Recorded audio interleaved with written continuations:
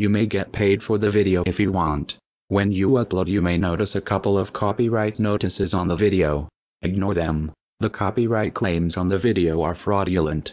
If they stop you from getting paid for the video, dispute them. If you do not host this video account, you are not doing your part to get the message out there, and you are part of the problem.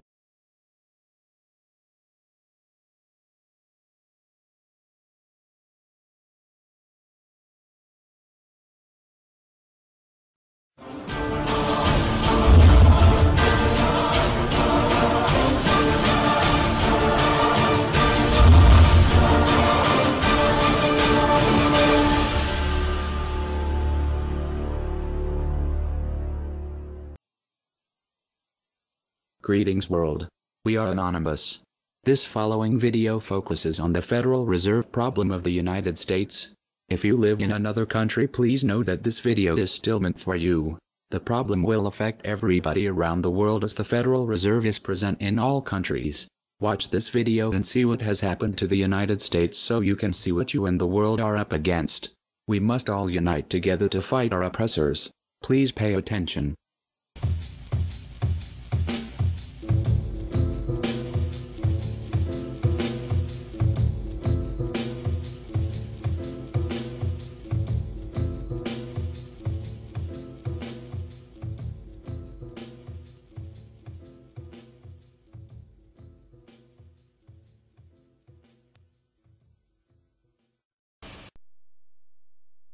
Every human on this planet is enslaved, whether they know it or not.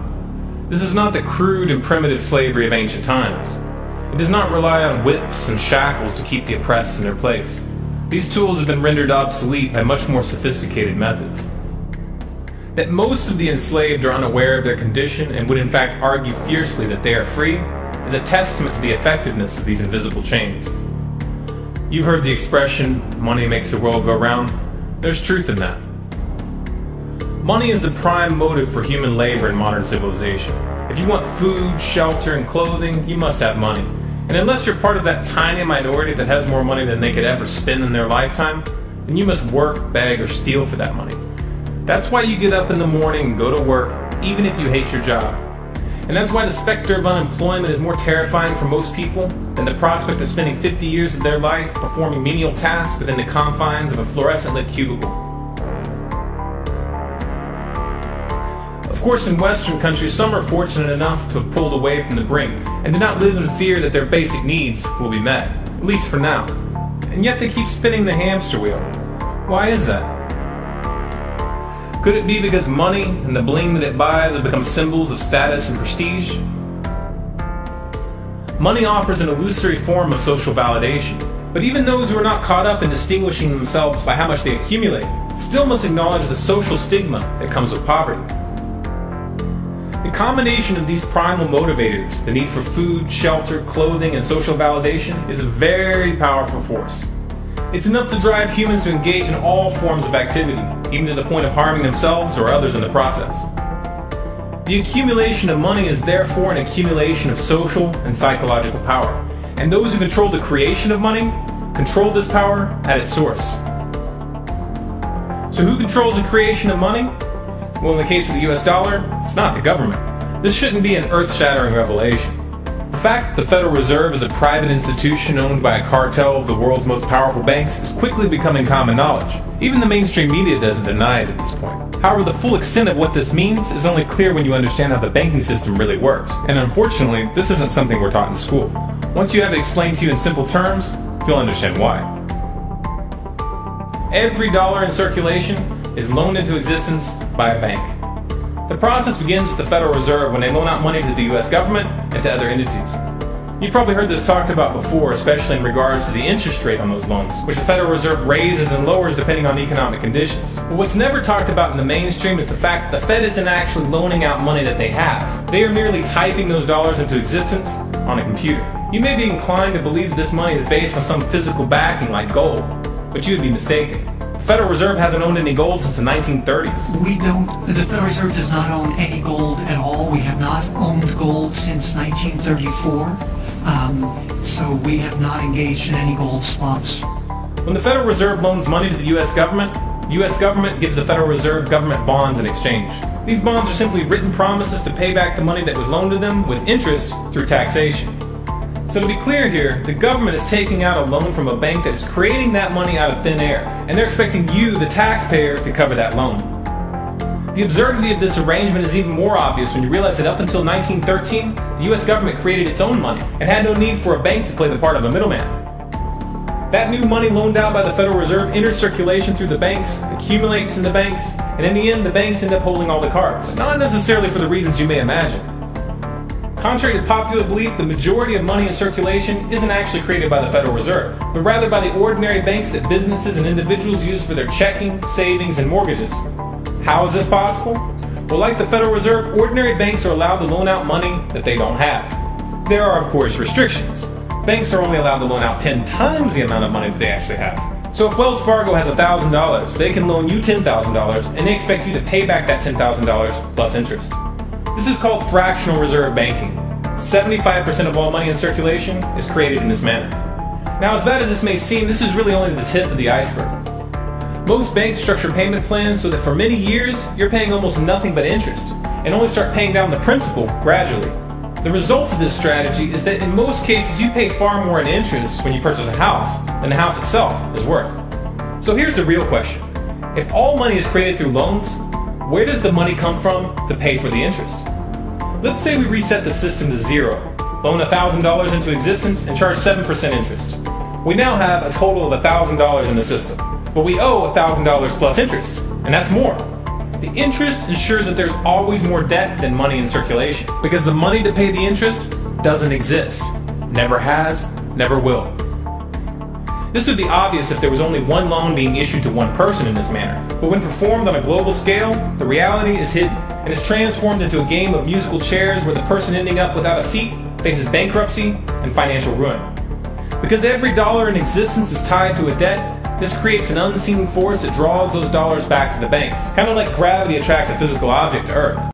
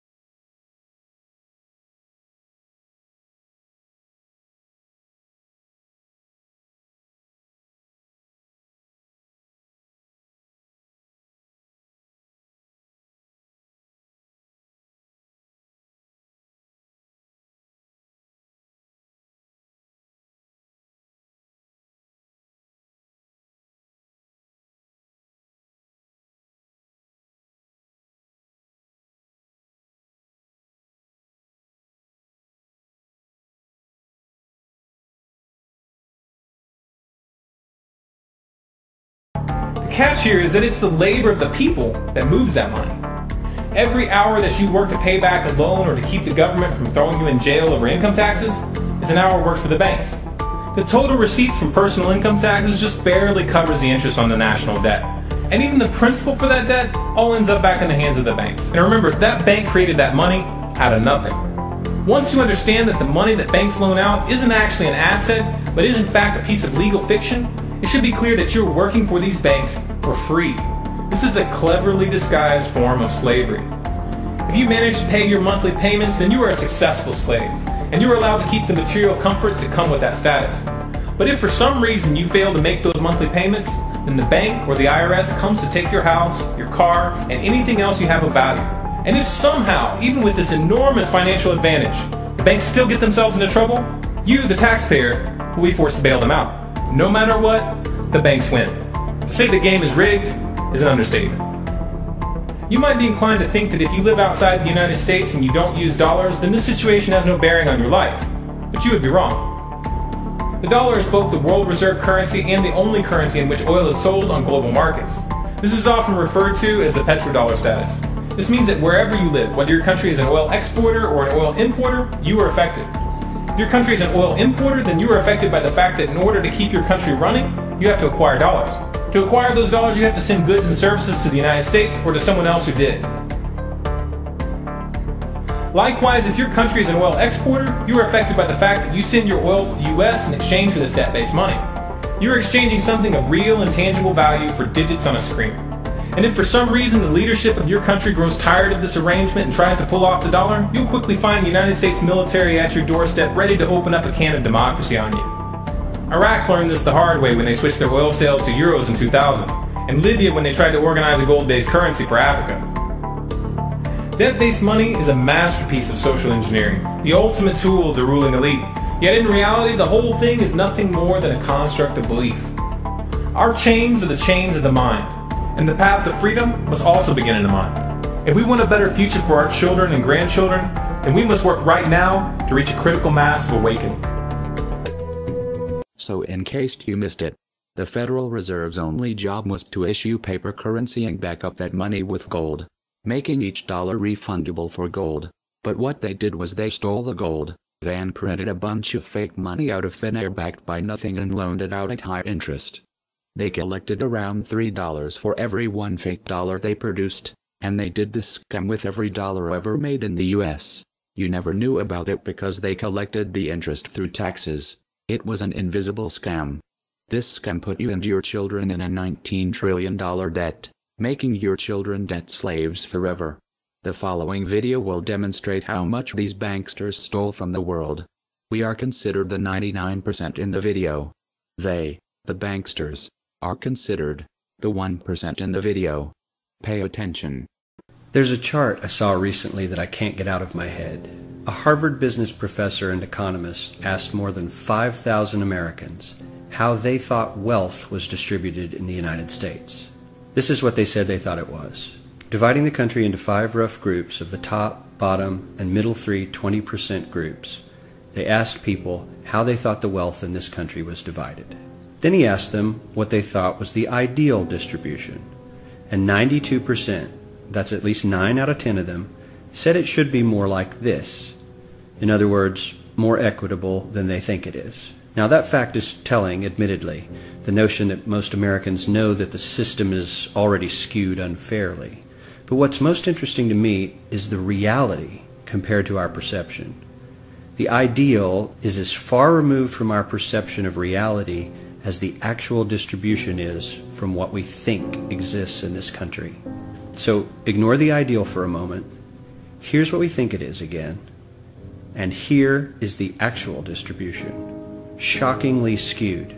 Not only do the bottom 20% and the next 20%, the bottom 40% of Americans barely have any of the wealth. I mean, it's hard to even see them on the chart. But the top 1% has more of the country's wealth than 9 out of 10 Americans believe the entire top 20% should have. Mind-blowing. But let's look at it another way, because I find this chart kind of difficult to wrap my head around. Instead, let's reduce the 311 million Americans to just a representative 100 people. Make it simple. Here they are. Teachers, coaches, firefighters, construction workers, engineers, doctors, lawyers, some investment bankers, a CEO, maybe a celebrity or two. Now let's line them up according to their wealth. Poorest people on the left, wealthiest on the right, just a steady row of folks based on their net worth. We'll color code them like we did before based on which 20% quintile they fall into. Now let's reduce the total wealth of the United States, which was roughly $54 trillion in 2009, to this symbolic pile of cash. And let's distribute it among our 100 Americans. Well, here's socialism, all the wealth of the country distributed equally. We all know that won't work. We need to encourage people to work and work hard to achieve that good old American dream and keep our country moving forward. So, here's that ideal we asked everyone about. Something like this curve. This isn't too bad. We've got some incentive, as the wealthiest folks are now about 10 to 20 times better off than the poorest Americans. But hey, even the poor folks aren't actually poor, since the poverty line has stayed almost entirely off the chart. We have a super healthy middle class with a smooth transition into wealth. And yes, Republicans and Democrats alike chose this curve. 9 out of 10 people, 92%, said this was a nice, ideal distribution of America's wealth. But let's move on. This is what people think America's wealth distribution actually looks like.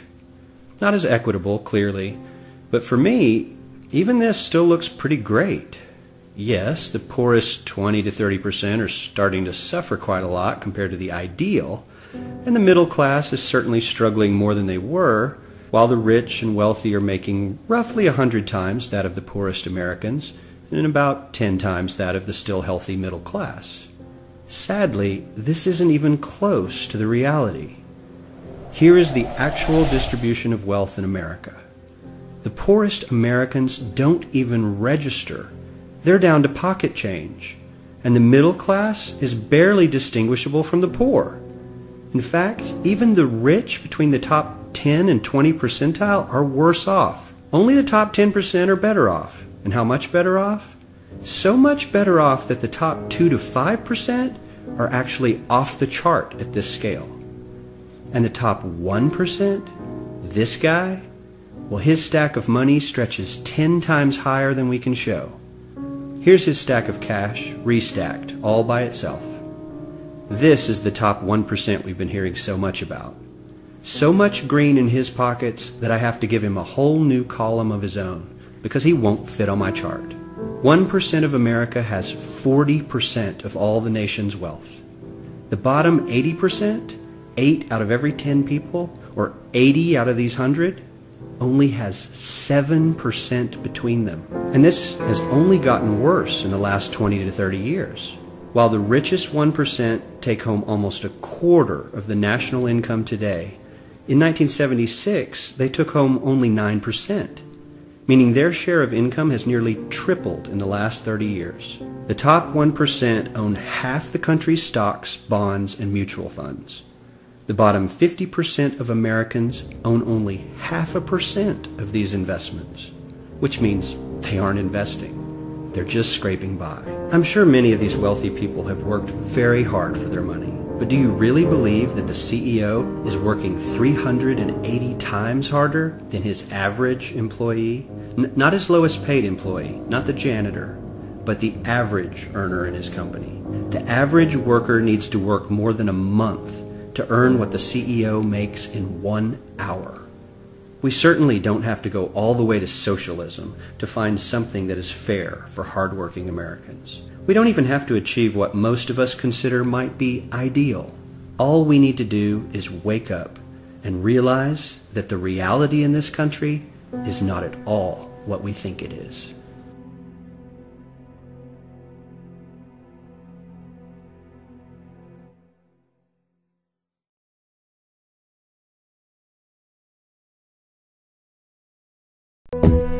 In 1945, the Bretton Woods Agreement established the dollar as the world reserve currency, which meant that international commodities were priced in dollars.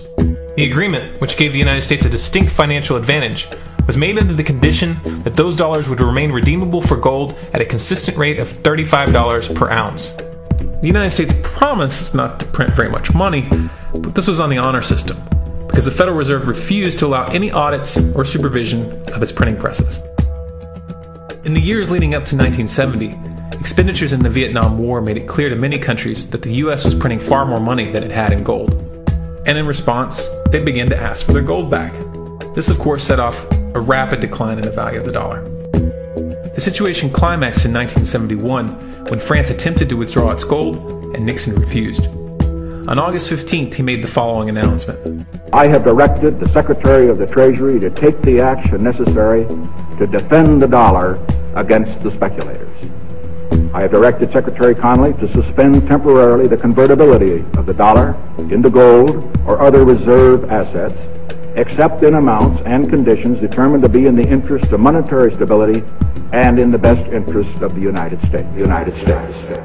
This was obviously not a temporary suspension, as he claimed, but rather a permanent default. And for the rest of the world who had entrusted the United States with their gold, it was outright theft.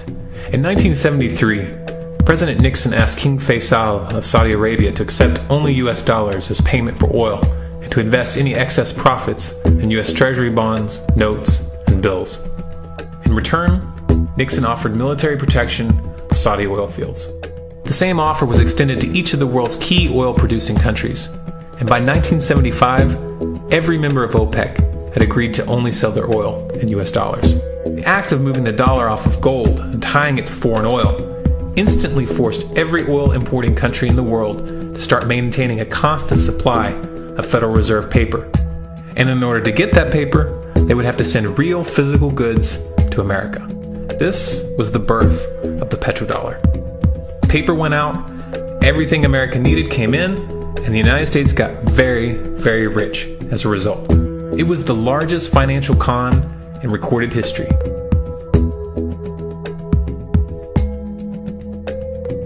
The arms race of the Cold War was a game of poker. Military expenditures were the chips, and the US had an endless supply of chips. With the petrodollar under its belt, it was able to raise the stakes higher and higher, outspending every other country on the planet, until eventually US military expenditures surpassed that of all other nations in the world combined. The Soviet Union never had a chance. The collapse of the communist bloc in 1991 removed the last counterbalance to American military might. The United States was now an undisputed superpower with no rival. Many hoped that this would mark the beginning of a new era of peace and stability. Unfortunately, there were those in high places who had other ideas. Within that same year, the US invaded Iraq in the first Gulf War. And after crushing the Iraqi military and destroying their infrastructure, including water purification plants and hospitals, crippling sanctions were imposed which prevented that infrastructure from being rebuilt. These sanctions, which were initiated by Bush Sr. and sustained throughout the entire Clinton administration, lasted for over a decade and were estimated to have killed over 500,000 children. The Clinton administration was fully aware of these figures. We have heard that 500,000 children have died. I mean, that's more children than died in Hiroshima. And you know, is the price worth it? I think this is a very hard choice, but we think the price is worth it. Miss Albright, what exactly was it that was worth killing 500,000 kids for? In November of 2000, Iraq began selling its oil exclusively in euros. This was a direct attack on the dollar and on US financial dominance, and it wasn't going to be tolerated.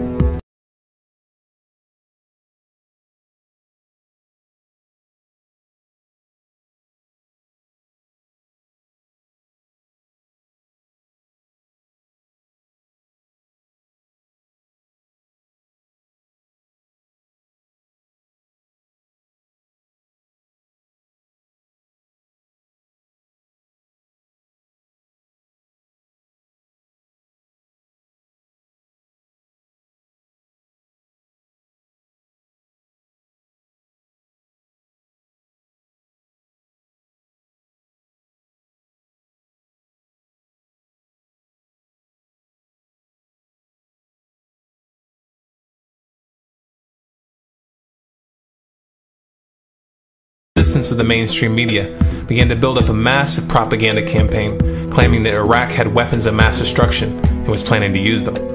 In 2003, the US invaded, and once they had control of the country, oil sales were immediately switched back to dollars. This is particularly notable due to the fact that switching back to the dollar meant a 15 to 20% loss in revenue due to the euro's higher value. It doesn't make any sense at all unless you take the petrodollar into account.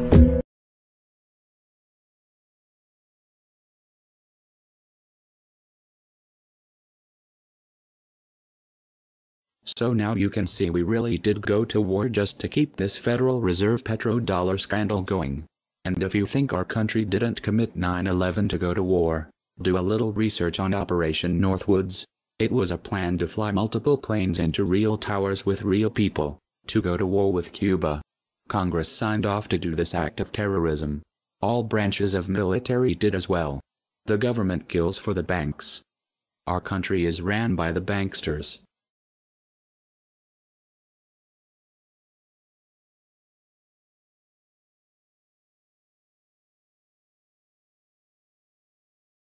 To preserve our independence, we must not let our rulers load us with perpetual debt.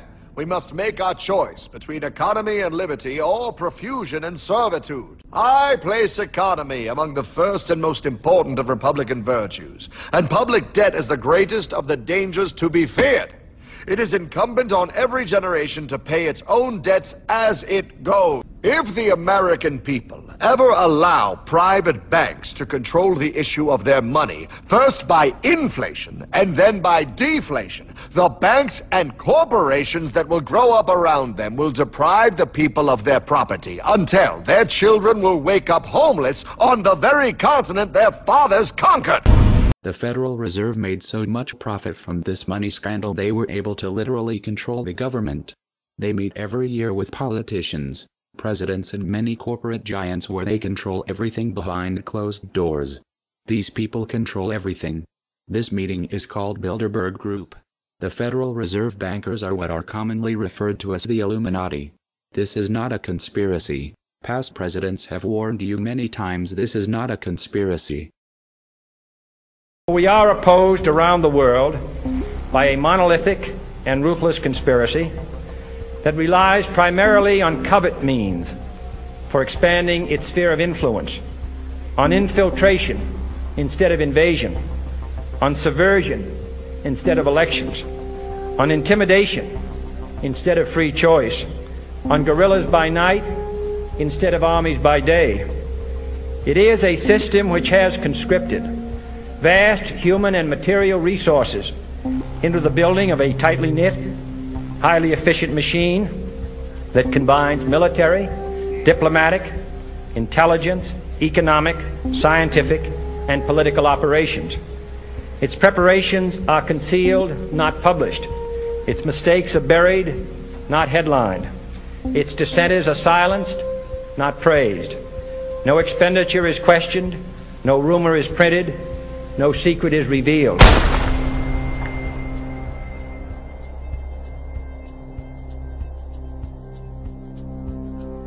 What's happening? Where am I?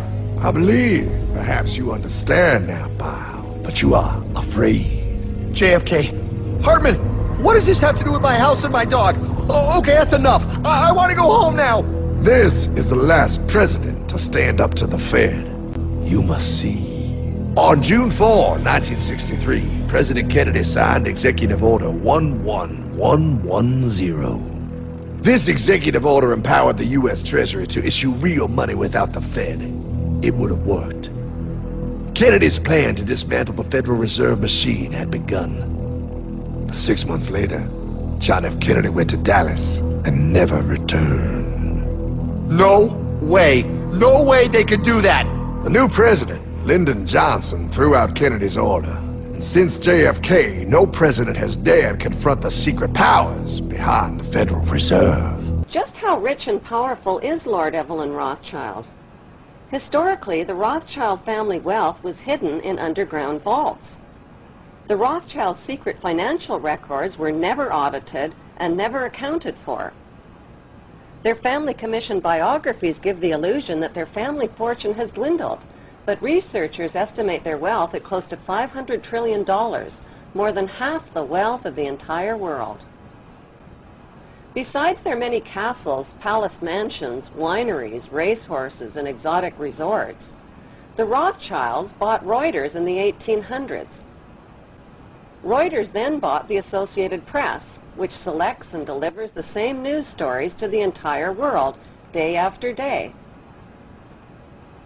They have controlling interest in 3 major television networks and easily avoid media attention since they own it.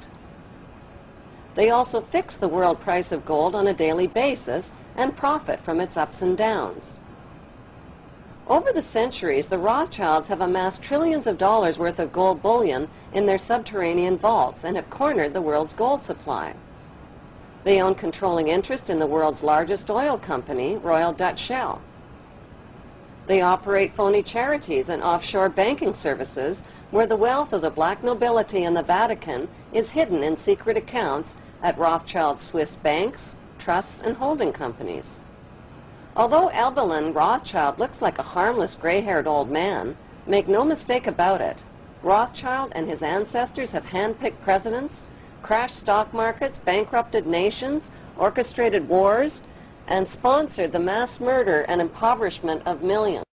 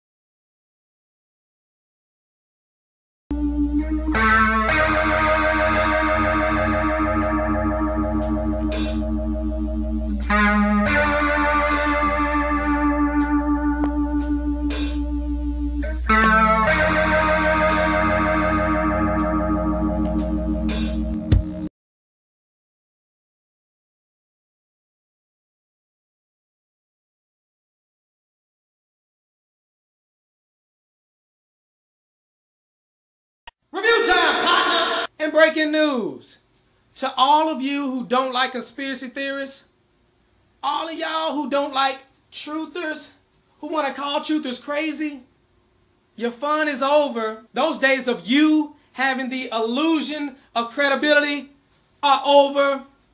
The truth prevails over your ignorance. The truth is universal.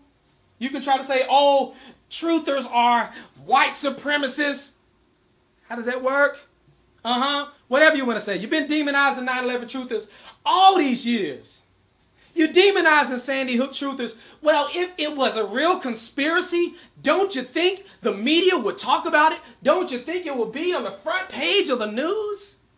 Don't you think?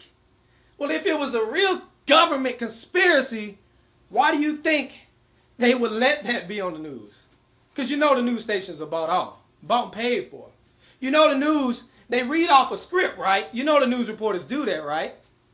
No, you don't know that? No, I trust my news. They are more credible than you. You are just some truther.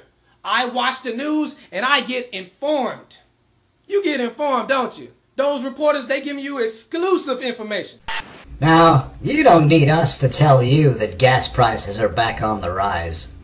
Well, if you filled up your gas tank lately, then you don't need us to tell you that gas prices are back on the rise. You don't need us to tell you that gas prices are back on the rise. You don't need us to tell you that gas prices are back on the rise. You don't need us to tell you that gas prices are back on the rise. You don't need us to tell you that gas prices are back on the rise. You don't need us to tell you that gas prices are back on the rise. You don't need us to tell you that gas prices are back on the rise. You don't need us to tell you that gas prices are back on the rise. You don't need us to tell you gas prices are back on the rise. You don't need us to tell you that gas prices are back on the rise. You don't need us to tell you that gas prices are back on the rise. You don't need us to tell you gas prices are back on the rise. You don't need us to tell you that gas prices are back on the rise. You don't need us to tell you gas prices are on the rise. I know.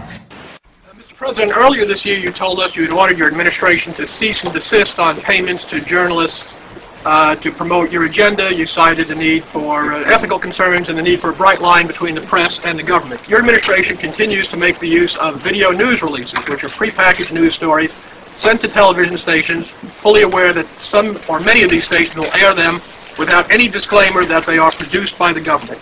Comptroller General of the United States this week said that raises ethical questions. Does it raise ethical questions about the use of government money to produce stories about the government that wind up being aired with no disclosure that they were produced by the government? There is a Justice Department opinion that says these pieces are within the law so long as they're based upon facts, not advocacy. And I expect our agencies to adhere to that ruling, to that Justice Department opinion. This has been a long-standing practice of the federal government to use these types of videos. Agricultural Department, as I understand, has been using these videos for a long period of time. The Defense Department, other departments have been doing so. It's important that they be based upon the guidelines set out by the Justice Department. Now, I think it'd be helpful if local stations then disclose to their viewers if that's, that this was based upon a factual report and they chose to use it. But evidently in some cases that's not the case. So anyway. To guarantee that's happening by including that language in the prepackaged report. Yeah, I don't, look, oh, you mean a disclosure? I'm George W. Bush and I... Well, some way to make sure it couldn't air without the disclosure that you believe is so vital. Ken, I mean, there's a procedure that we're going to follow, and the local stations ought to, if there's a deep concern about that, ought to tell their viewers what they're watching. Conan O'Brien may be about to push the envelope on late-night television. Conan O'Brien may be about to push the envelope on late-night television. Conan O'Brien may be able to push the envelope on late-night television. Conan O'Brien may be about to push the envelope on late-night television. Conan O'Brien may be about to push the envelope on late-night television. Conan O'Brien may be about to push the envelope on his late-night television. Conan O'Brien may be about to push the envelope on late-night television. Conan O'Brien may be about to push the envelope on late-night television. Conan O'Brien may be about to push the envelope on late-night TV. Conan O'Brien may be about to push the envelope on late-night television. For these anchors to ask no questions, do no fact-checking, and hold no differing interpretation of the news they're delivering is not only absurd, it's downright dangerous. Certainly, there were commentators and others, pundits at Fox News that were helpful to the White House. And certainly we got talking points to those people. Call Sean, call Bill, call whoever. Did you do that as a regular thing? It wasn't necessarily something I was doing, but it was something that we at the White House, yes, were doing and getting them talking points and making sure they knew where we were coming from. So you were giving them talking points. But I would separate the journalists. That's important. Yeah. You were using these commentators as your spokespeople. Well, certainly. I mean, certainly. I think that happens to both ways when people go on other networks as well that are favorable towards the Democrats and so forth. Nobody's ever fed me any crap like that, so I don't know what you're talking about. Well, you're an independent-minded guy. Thank you. But aren't you a little embarrassed by the fact that your White House used a television network which is purportedly fair and balanced as your mouthpiece? I think everybody in this town uses people that are going to be helpful to their cause to try to shape the narrative to their advantage. Again, I would separate the journalists because the journalists that I worked with were people just like the rest of the White House press corps who were trying to report the news. So you wouldn't use Brit Hume as somebody to sell stuff for, but you'd use the nighttime guys. Yeah, I would separate that out, and certainly, you know, and they'll say that that's because they agree with those views in the White House. Well, they didn't need a script, though, did they? Well, probably not. Economic factors may take some spring out of the Easter Bunny's step this year. In consumer news, economic factors may take some spring out of the Easter Bunny's step this year. Economic factors may take some spring out of the Easter Bunny's step this year. Economic factors may take some spring out of the Easter Bunny's step this year. Economic factors may take some spring out of the Easter Bunny's step this year. Economic factors may take some spring out of the Easter Bunny's step this year. Economic factors may take some spring out of the Easter Bunny step this year. Economic factors may take some spring out of the Easter Bunny step this year. Economic factors may take some spring out of the Easter Bunny step this year. Economic factors may take some spring out of the Easter Bunny step this year. Economic factors may take some spring out of the Easter Bunny step this year. Economic factors may take some spring out of the Easter Bunny step this year. Economic factors may take some spring out of the Easter Bunny step this year. Economic factors may take some spring out of the Easter Bunny step this year. Economic factors may take some spring out of the Easter Bunny step this year. It's the third time I've said that. I'll probably say it 3 more times. See, in my line of work, you got to keep repeating things over and over and over again for the truth to sink in, to kind of catapult the propaganda.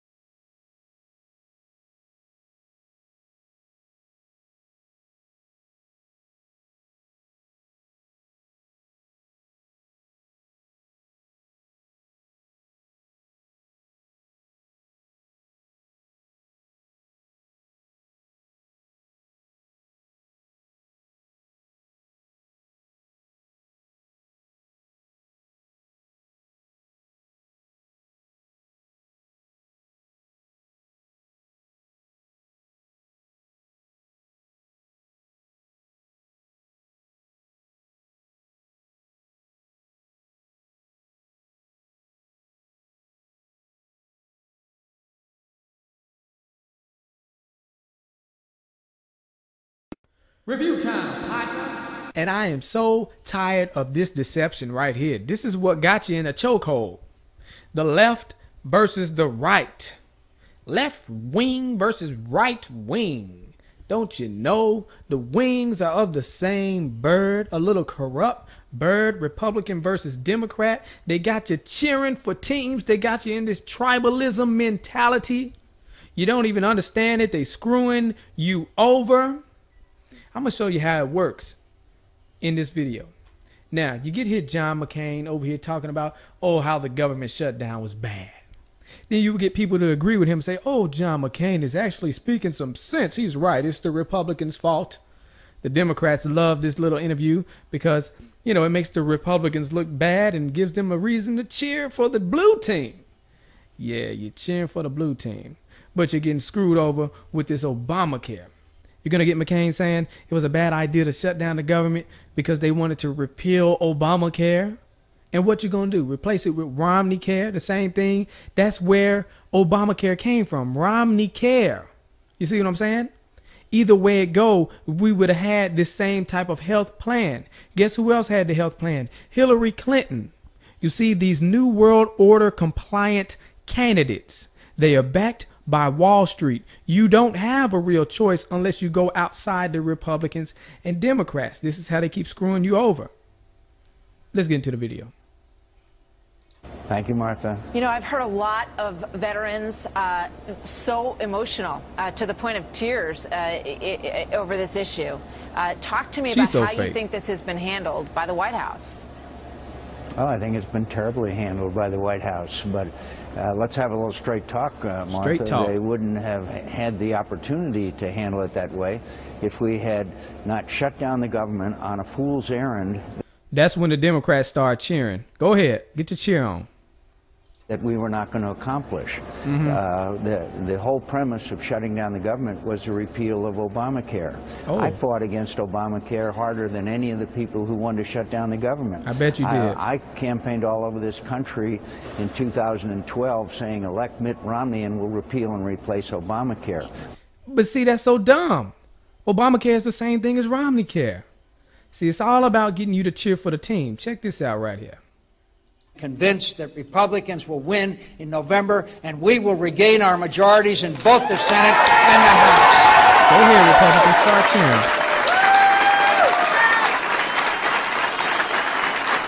Why are you blinking like that? Man, stop blinking like that. What's your problem? And we will win House seats right here in Arizona. We will lead in Arizona. Can you get to the point? Jeez, this uneventful speech. And when we do, we will stop the out-of-control spending and tax increases and repeal and replace Obamacare. And they cheering. But repeal and replace Obamacare means they're going to put in Romney Care, which is the same doggone thing. Think I'm lying. Think I'm lying. We're going to look at this later. But let me see. Here we go. Governor Romney said this has to be done on a bipartisan basis. This was a bipartisan idea. In fact, it was a Republican idea. And Governor Romney, at the beginning of this debate, wrote and said, what we did in Massachusetts could be a model for the nation. And I agree that the Democratic legislators in Massachusetts might have given some advice to Republicans in Congress about how to cooperate. Listen to them now. But the fact of the matter is, we use the same advisors, and they say it's the same plan. Wow. The same doggone plan. Let's look at this. There are some terrific Republican ideas. Mitt Romney in Massachusetts has initiated mandatory insurance so that everybody has to buy in, but then the government helps out those who can't afford it. Those kinds of bold initiatives, I think the Democrats have to put forward bold as heck. If, in fact, we can credibly claim that we can run the country and not simply criticize on the sidelines. Now, this is key. This is in 2006. You see, he's praising this individual mandate, too. It's funny he's doing that. So either way it go, we would have had this Obamacare, Romney Care plan. But remember, I said Hillary ran on that plan as well. Obama didn't seem to like the individual mandate. That's how he got elected. Well, one of the reasons that made him look good, because he said he wasn't for individual mandate. Let's check it out right here. Didn't represent her properly. They misrepresent her. Did they, and what do you say about that? Well, obviously, I think that they represented her position properly, which is that she supported in the past NAFTA, which has been pretty hard on Ohio. And we've had an ongoing discussion about health care. Both of us want to provide health care to all Americans. There's a slight difference, and her plan is a good one, but... Slight difference. This is the slight difference he's talking about. Check this out. She mandates that everybody buy health care. She'd have the government force every individual to buy insurance. Which is what Obamacare is. And I don't have such a mandate because I don't think the problem is that people don't want health insurance. It's that they can't. No, I don't want it. I don't want health insurance. Afford it. So I focus more on lowering costs. And this is a modest difference, but it's one that she's tried to elevate, arguing that because I don't force people to buy health care that I'm not insuring everybody. Well, if things were that easy, I could mandate everybody buy a house, and and that would solve the problem of homelessness. It doesn't. Uh-oh, watch out, y'all. He might do that next. So there you go. Obama with his lying self. Y'all need to stop with this. You're over here arguing, acting like you're against Obamacare, you Republicans. And they're talking about repeal and replace Obamacare with the same thing. What the heck is your problem? Get out of this tribalism mentality. And people who would say, oh, we need Hillary Clinton. Well, she down for the same plan. It's the same thing. It's the same scheme. And why in the heck do we have a president who not only tries to sell us on a product, but forces us to buy it and penalizes us if we don't? Precisely because the product is good. I want the cash registers to work. I want the checkout lines to be smooth. So I want people to be able to get this great product.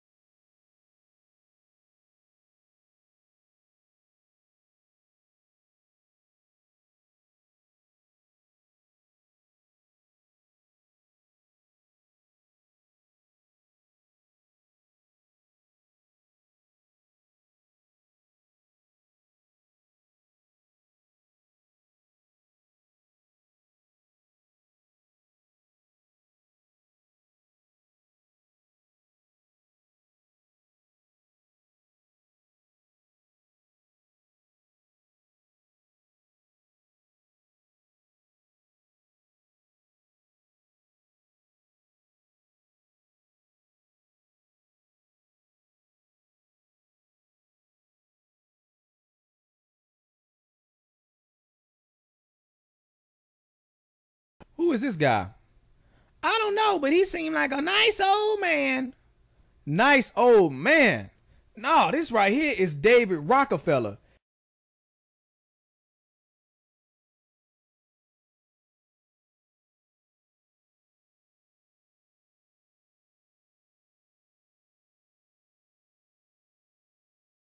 This guy right here, you need to do some research on David Rockefeller. Feel free to do that whenever you get a chance. But people who know about this man right here, they know he is nothing but trouble. Rockefellers, come back. We don't want your new world order, you know? Leave Chile right now. Leave Chile. You are not... You're killing a lot of people. You're killing a lot of people. Leave here. Leave Chile right now. Leave Chile. Leave Chile. We don't want your world government. Leave Chile right now. Leave Chile, okay? Leave Chile. Your family is the most disgusting in the world, you know? Leave here. Leave. You also, you're a traitor to Chile. Mr. Agustin Edwards, you're a traitor to Chile, okay? You're a traitor to Chile. What you're doing right now, okay? Okay? Okay? You know everything. You know everything. You're participating with him. You're participating with him in this. Your world government will fail, okay? You heard what the man said. Leave Chile. Why was that man so mad at him? You want to know why? Because he knows the Rockefeller family is for the New World Order agenda. What is the New World Order agenda? Well, that is the plan of this secretive elite, this cabal, to bring about a one world government. And not only a one world government, but a one world currency. And not only a one world currency, but a one world religion to glue it all together, which would mean they would have total control. These small amount of people controlling the whole world has never happened before. What else is going on? Well, depopulation. These guys push for depopulation in third world countries. You can see here Henry Kissinger. Depopulation should be the highest priority of U.S. foreign policy towards the third world. So what they're doing is systematically killing off large populations of third world countries, and they're working to bring America to third world country status. They control the banks. They control the money. They will do it. That is their plan. And eventually they want to have the population down to an amount where they can control all the people. But you know what? You don't even have to take my word for it. I had a friend, Nick Rockefeller, okay, who was one of the Rockefeller family. And he, when I was running for governor in Nevada, he came to me, introduced himself to me through an attorney. And we became friends. We started talking about things. And I learned an awful lot from Mr. Rockefeller. And one of the things that we used to talk about was the ultimate plan of the banking industry, what they wanted to accomplish. And the goals of the banking industry, not just the Federal Reserve System, but the private banks in Germany and England, all over Italy, all over the world, they all work together. They're all central banks, and they're all part of the Communist Manifesto. You know, central banking is one of the major planks of the Communist Manifesto. We talk about America being a capitalistic country, but yet at the same time we have a central bank that plans everything for us, right? And the graduated income tax is another plank of the Communist Manifesto, right? So right there you have two major planks of the Communist Manifesto that have been brought in because of the Federal Reserve System, okay? So the ultimate goal that these people have in mind is the goal to create a one-world government where everybody has an RFID chip implanted in them. All money is to be in those chips, right? There'll be no more cash. And this is given me straight from Rockefeller himself. This is what they want to accomplish. And all money will be in your chips. And so, instead of having cash, anytime you have money in your chip, they can take out whatever they want to take out whenever they want to. If they say you owe us this much money in taxes, they just deduct it out of your chip digitally. Total control. Total control. And if you're like me or you, and you're protesting what they're doing, they can just turn off your chip. And you have nothing. You can't buy food. You can't do anything. It's total control of the people. And that chip's connected to a database that has your purchasing records, what you do. Everything. Everything is in there, you know? And so they want a one-world government controlled by them, everybody being chipped, all your money in those chips, and they control the chips, and they control people. And you become a slave. You become a serf to these people. That's their goal. That's their intentions. And if you look here, he even tells you this is what he is about. Some people believe we are part of a secret cabal working against the best interests of the United States, characterizing my family and me as internationalists, and of conspiring with others around the world to build a more integrated global political and economic structure. One world, if you will. If that's the charge, I stand guilty and I am proud of it. That's David Rockefeller telling you he wants this new world order. Well, he didn't say new world order. Oh, so you need him to say new world order. Okay. All we need is the right major crisis, and the nations will accept the new world order. See that? That's why you got to pay attention. But before we break it down, I want you to see this.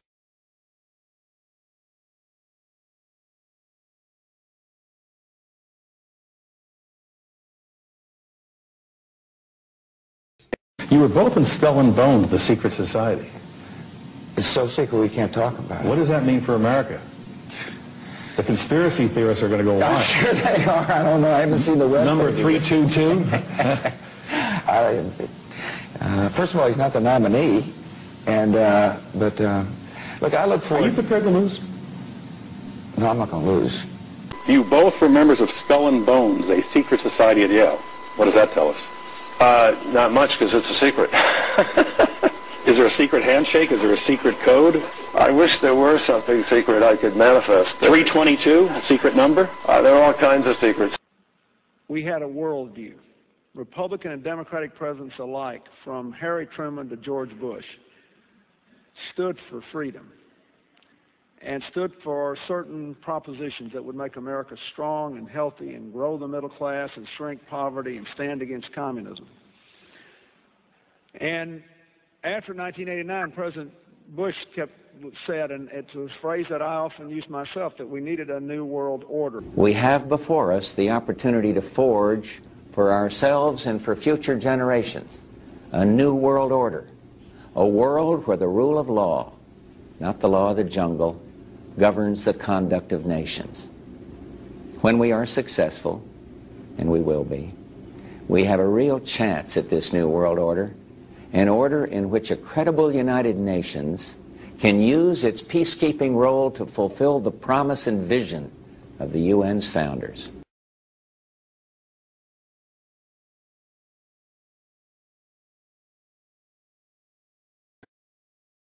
the affirmative task we have now is to actually create a new world order.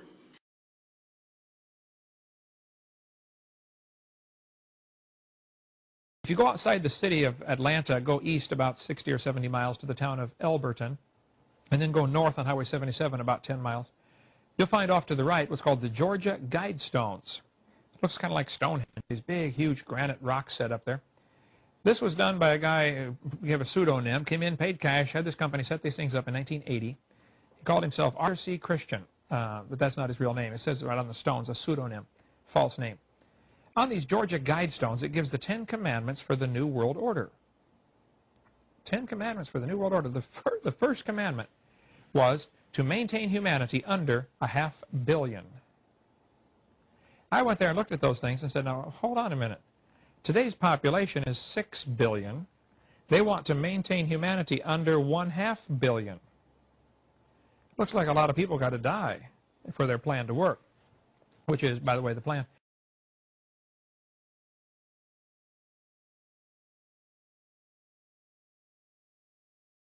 Jacques Cousteau said we'd have to eliminate 350,000 people a day. 1/3 of a million people a day would have to be eliminated to save Mother Earth. Bill Clinton said we need to reduce the population of the earth to 1 billion. There are a lot of folks who would like to reduce the population of the earth. The Bible command is quite the opposite.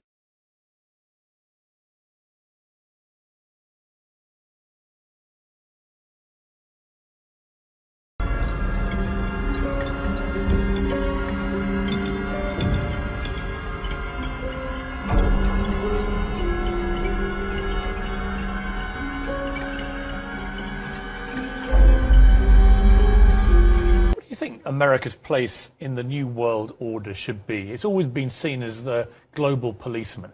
But as you said before, you know, it's hard to see with all these military conflicts where the winner and loser lies. What should America be doing I think globally? The global policeman should be the United Nations.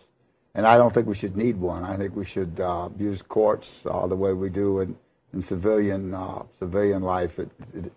It's time to put war and conflict, armed conflict behind us and move on and start acting like civilized, educated human beings. Oh, you're so civilized, Ted. Let's look at your quote. A total population of 250 to 300 million people, a 95% decline from present levels would be ideal. That's Ted Turner, founder of CNN and New World Order supporter. You see, he donated $1 billion to the United Nations. This man is down for the depopulation agenda. He wants a one-child policy for 100 years, yet he got 5 kids.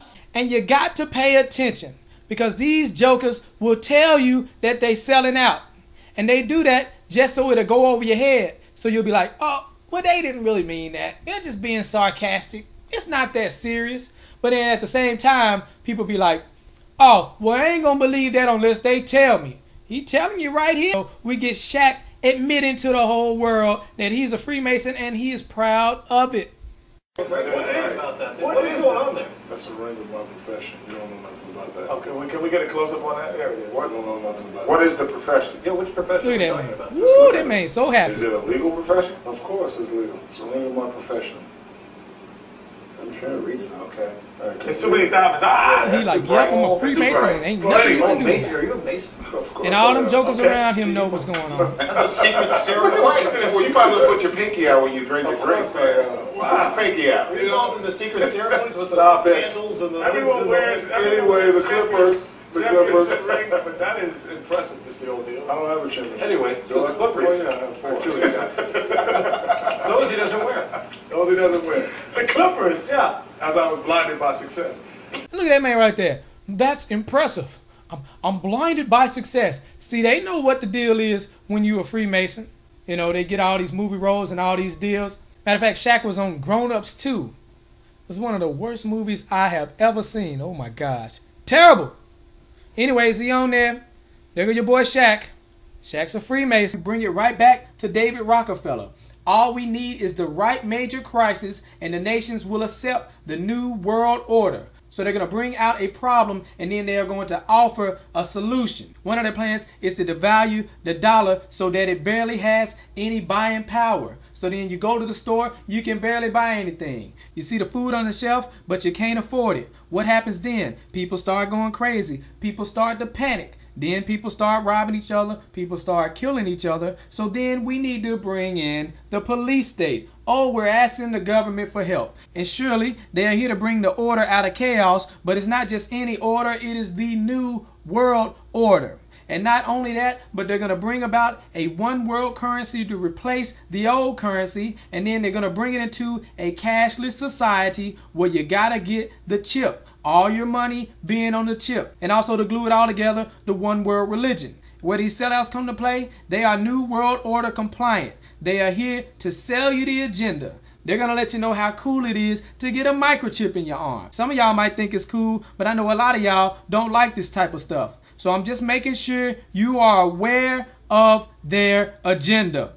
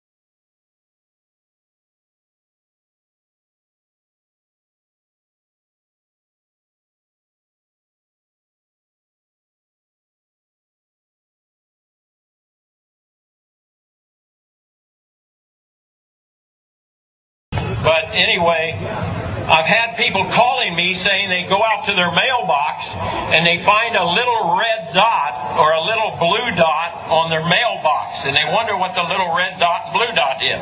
Well, it's marking your mailbox by the government, so when foreign troops come in here on us after martial law, if you have a red dot on your mailbox, they take you out immediately and shoot you right in the head. But if you have a blue dot, they take you to the FEMA camps being built by Halliburton right now to house 50 million Americans. They're building enough concentration camps in America by Halliburton that Cheney's getting rich off of, Vice President Cheney's getting rich off of, to put those those with the blue dot on your mailbox in those concentration camps. Now, if you go out and you find a pink dot on your mailbox, that means that they believe you'll be a good slave and you're going to go along with the program and serve our international Antichrist masters. So watch for that dot.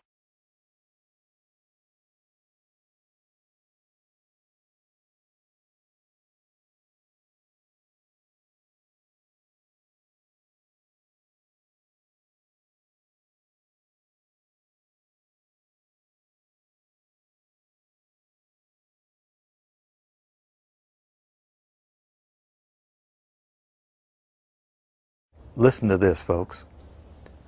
I was pulled to the side road, which was a new cut gravel dirt road in front of a business, a builder supply business. And the right side of the road was filled with, which I thought was portable toilets.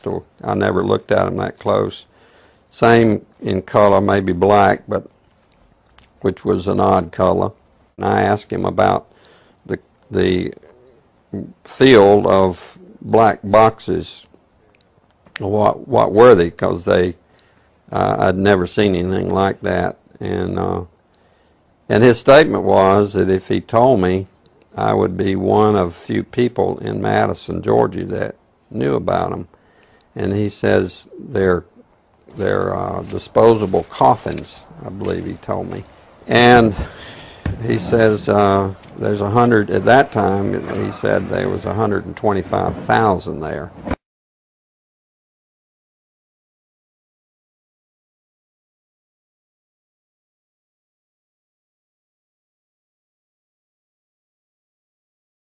And the brother of the man that owns this field, that the government is leasing this field from to store these disposable coffins, this brother was given 3 years to set up temporary morgues around the country. Have you heard that the Department of Homeland Security has purchased 1.6 billion rounds of ammunition last year?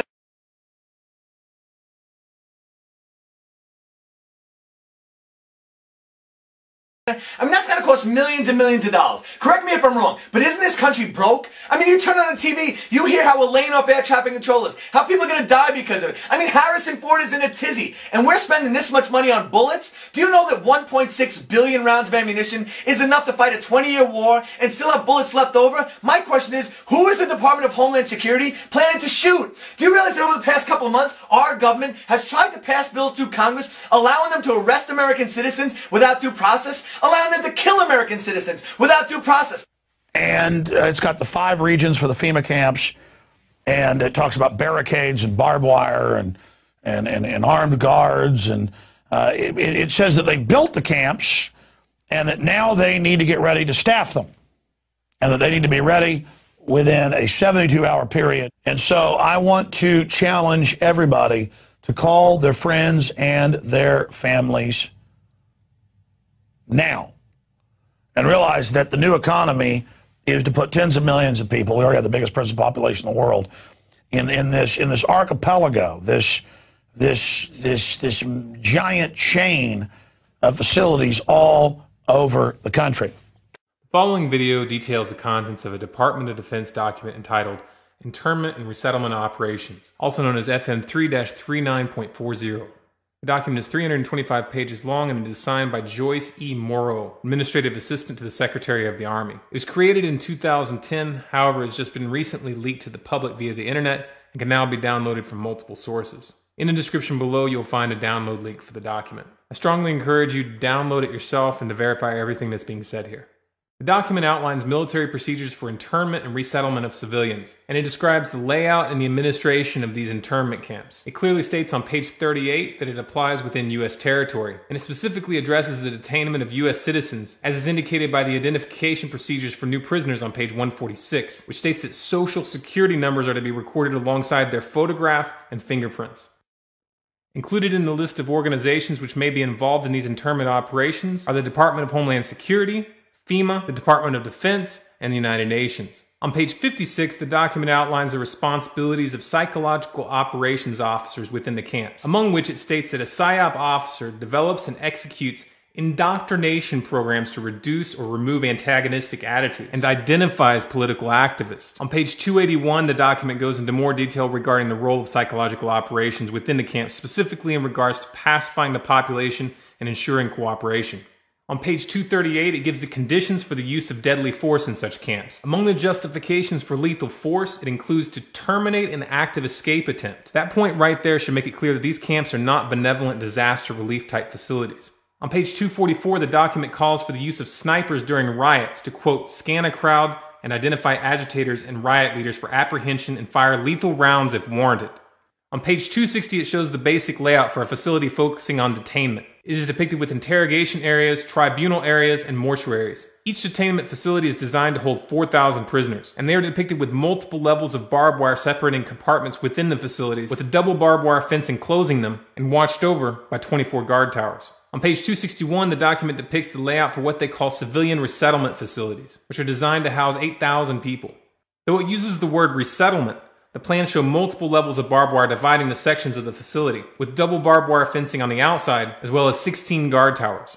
On page 262, the layout for facilities designed for what they call non-compliant prisoners is shown. These camps are designed to hold up to 300 prisoners, they have 3 interrogation centers, and are guarded by 13 guard towers. Now, if there's any question whether these plans are active or just theoretical, this should be settled by the fact that the U.S. Army has been running ads for job positions in these camps since 2009, and apparently, they're still hiring.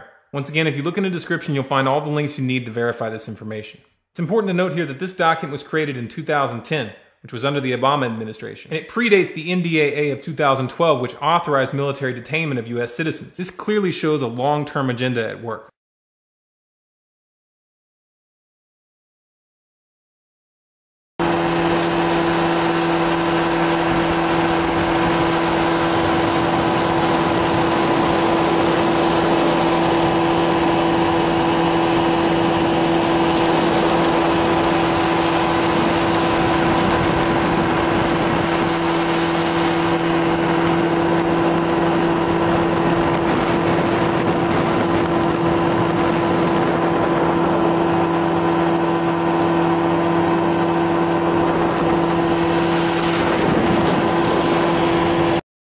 He's saying he's a military police, and he says, and we've been sent footage before by military police and others, so I want this footage of them in briefings openly talking about gun confiscations. Now, that's now in the manuals that they're training to quarantine cities and towns and confiscate guns. We've had Navy SEALs on confirming it. We have the documents. We know that. But footage, not just in some Army manual, but footage could really, really hurt the folks that are trying to covertly prepare the military for basically civil war. Brian, obviously, you've got to go back in right now. Tell us as much as you can and how we get this footage, but describe it for us. Okay, so I was in a briefing with FEMA. FEMA runs my old unit. I'm actually out now. I got out in September of this year. They were talking about suspension of the Constitution, Second and Fourth Amendment rights being taken away, and I openly asked him, are we going to take guns? He says no, but he says they will. It's clearly on the video. They will, talking about the FEMA guys with us. So that's the gist of the video. You could, I'm filming the floor because it kind of startled me when they said that they're going to suspend the Constitution under martial law, which is pretty scary to me. Essentially, yeah, we pretty much at that time, your Second Amendment, all your rights, First Amendment rights, pretty much everything is not that moment just interrupted. Yeah. So you said that martial law suspends their Second Amendment, so I'm not going to, but would you say we would take weapons from people? Yeah, that's what they do. Yeah.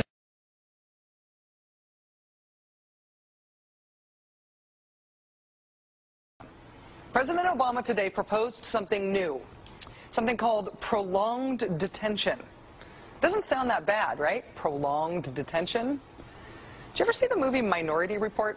It was based on a Philip K. Dick short story. Came out in 2002. It starred Tom Cruise, remember? He played a police officer in something called the Department of Pre-Crime. Pre-crime is where people are arrested and incarcerated to prevent crimes that they have not yet committed. Mr. Marks, by mandate of the District of Columbia Pre-Crime Division, I'm placing you under arrest for the future murder of Sarah Marks and Donald Dubinos. Take place today, April 22nd, at 0800 hours, 4 minutes. No, I didn't do anything. You didn't do anything, but you're gonna. future murder. Creepy, right? Putting somebody in jail not for what they've done, but for what you're very sure they're going to do? There may be a number of people who cannot be prosecuted for past crimes. In some cases because evidence may be tainted, but who nonetheless pose a threat to the security of the United States. We're not prosecuting them for past crimes, but we need to keep them in prison because of our expectation of their future crimes. Al-Qaeda terrorists and their affiliates are at war with the United States, and those that we capture, like other prisoners of war, must be prevented from attacking us again. Prevented. We will incarcerate people preventively. Preventive incarceration.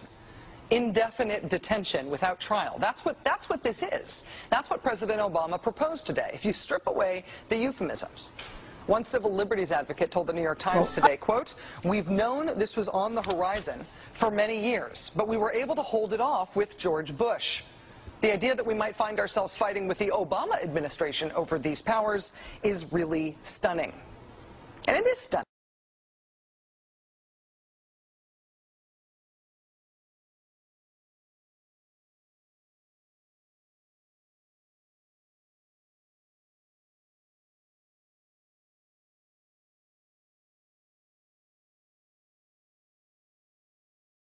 As a psychiatrist, I remember very well the condemnation by the American Psychiatric Association of Soviet psychiatrists and the Soviet Union for their use of psychiatric techniques and psychiatric medications to control political dissidents.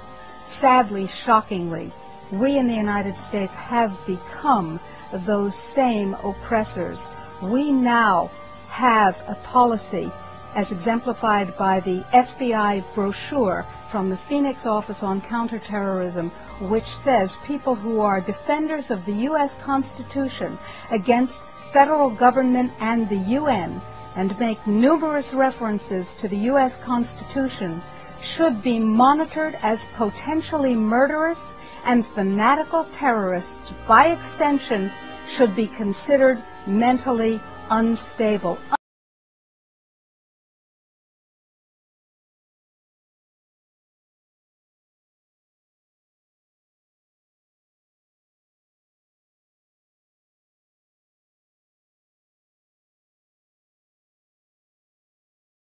Department of Justice memo, which tells local police what should you be looking out for in kind of everyday terrorism prevention and terrorism watch activities. And one of the things that is considered a potential terrorist risk is individuals who harbor doubts about the official story regarding 9/11. The memo adds 9/11 official story skeptics to the growing list of targets. Know good and well that someday there could be a government in power that is shipping its citizens off for disagreements. There are laws on the books now that characterize who might be a terrorist. Someone missing fingers on their hands is a suspect, according to the Department of Justice. Someone who has guns, someone who has ammunition,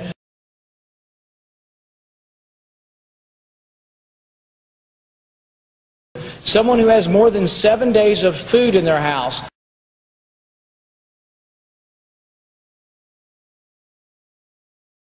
can be considered a potential terrorist. If you are suspected by these activities, do you want to have the government have the ability to send you to Guantanamo Bay for indefinite detention? A suspect. We're not talking about someone who has been tried and found guilty. We're talking about someone suspected of activities. President Obama is now allowed to write in laws without consent from Congress, making us no different than a dictatorship. The president has just signed many executive orders that allows the government to take your assets, your homes, your children, transportation, and gives the government permission to put you into concentration camps and labor camps. If you do not believe me, here are the executive orders. Read them yourself.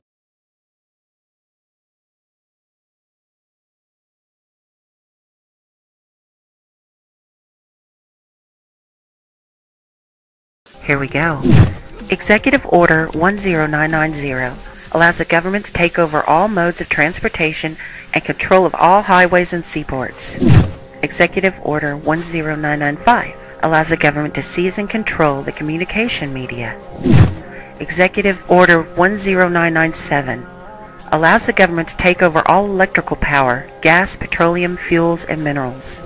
Executive Order 10998 allows the government to seize all means of transportation, including personal cars, trucks, or vehicles of any kind, and total control over highways, seaports, and waterways. Executive Order 10999 allows the government to take over all food resources and farms. Executive Order 11000 allows the government to mobilize civilians into work brigades under government supervision. Executive Order 11001 allows the government to take over all health, education, and welfare functions. Executive Order 11002 designates the Postmaster General to operate a national registration of all persons. Executive Order 11003 allows the government to take over all airports and aircraft, including commercial aircraft. Executive Order 11004 allows a housing and finance authority to relocate communities, build new housing with public funds, designate areas to be abandoned, and establish new locations for populations. Executive Order 11005 allows the government to take over railroads, inland waterways, and public storage facilities. Executive Order 11051 specifies the responsibility of the Office of Emergency Planning and gives authorization to put all executive orders into effect in times of increased international tensions and economic or financial crisis. Executive Order 11310 grants authority to the Department of Justice to enforce the plans set out in executive orders, to institute industrial support, to establish judicial and legislative liaison, to control all aliens, to operate penal and correctional institutions, and to advise and assist the President. Executive Order 11049 assigns emergency preparedness function to federal departments and agencies, consolidating 21 operative executive orders issued over a 15-year period. Executive Order 11921 allows the Federal Emergency Preparedness Agency to develop plans to establish control over the mechanisms of production and distribution of energy sources, wages, salaries, credit, and the flow of money in U.S. financial institution in any undefined national emergency. It also provides that when a state of emergency is declared by the President, Congress cannot review the action for 6 months. The Federal Emergency Management Agency has broad powers in every aspect of the nation. General Frank Salzito, chief of FEMA's Civil Security Division, stated in a 1983 conference that he saw FEMA's role as a new frontier in the protection of individual and governmental leaders from assassination and of civil and military installations, from sabotage and or attack, as well as prevention of dissident groups from gaining access to U.S. opinion or a global audience in times of crisis. FEMA's powers were consolidated by President Carter to incorporate the National Security Act of 1947 that allows for strategic relocation of industries, services, government, and other essential economic activities, and to rationalize the requirements for manpower, resources, and production facilities. The 1950 Defense Production Act gives the President sweeping powers over all aspects of the economy. The Act of August 29, 1916 authorizes the security of the Army in time of war to take possession of any transportation system from transporting troops, material, or any other purpose related to the emergency. The International Emergency Economic Powers Act enables the President to seize the property of a foreign country or national. These powers were transferred to FEMA in a sweeping consolidation in 1979.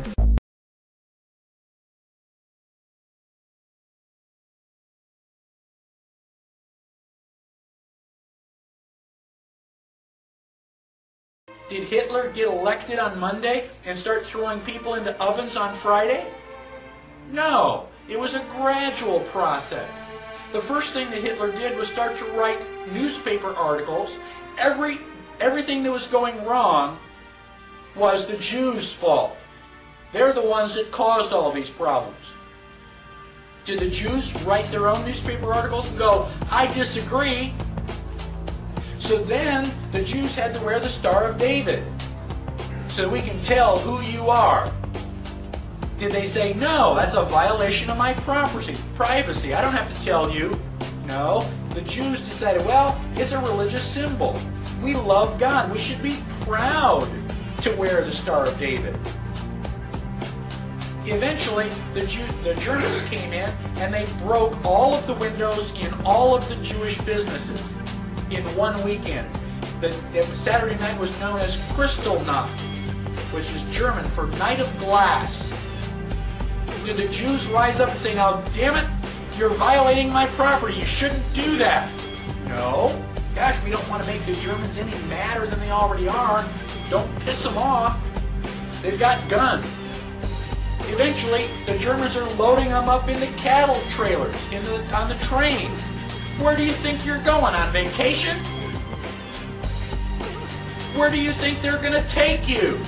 Well, now you're cold and naked and they're walking you into the ovens where you're going to go to mass execution. Is it time now to raise your hand and say, you know, I tend to disagree with all of this? Bang! You're dead. It's too late to complain. You should have complained at the beginning when you at least had a chance.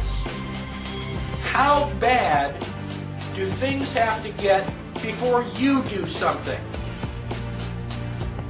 Do they have to take away all your property?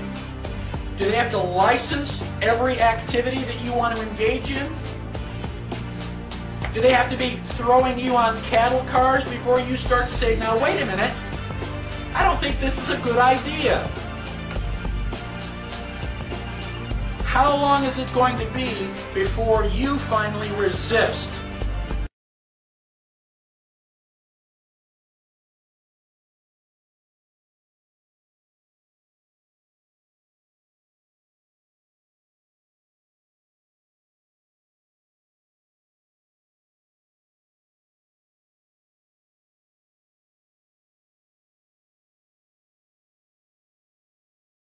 The only way we can stop this is if we all unite together and fight it.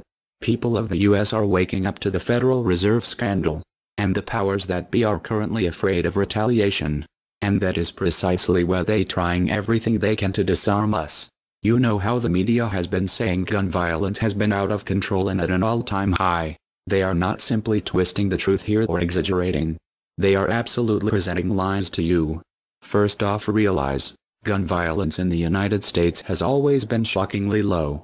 And gun violence has dropped by 49% in the last 11 years. The already absurdly low gun violence in America has literally dropped in half. In half. The fact they are saying that it is at an all-time high demonstrates how biased the government and the media is. If this doesn't prove to you that they have an agenda, then nothing will. Do you remember how the media keeps repeating that there has been 74 school shootings since Sandy Hook? Those 74 shootings were not even mass shootings like they claim. Most were suicides and none of them even took place at a school. Not a single one. They are presenting lies to you, America.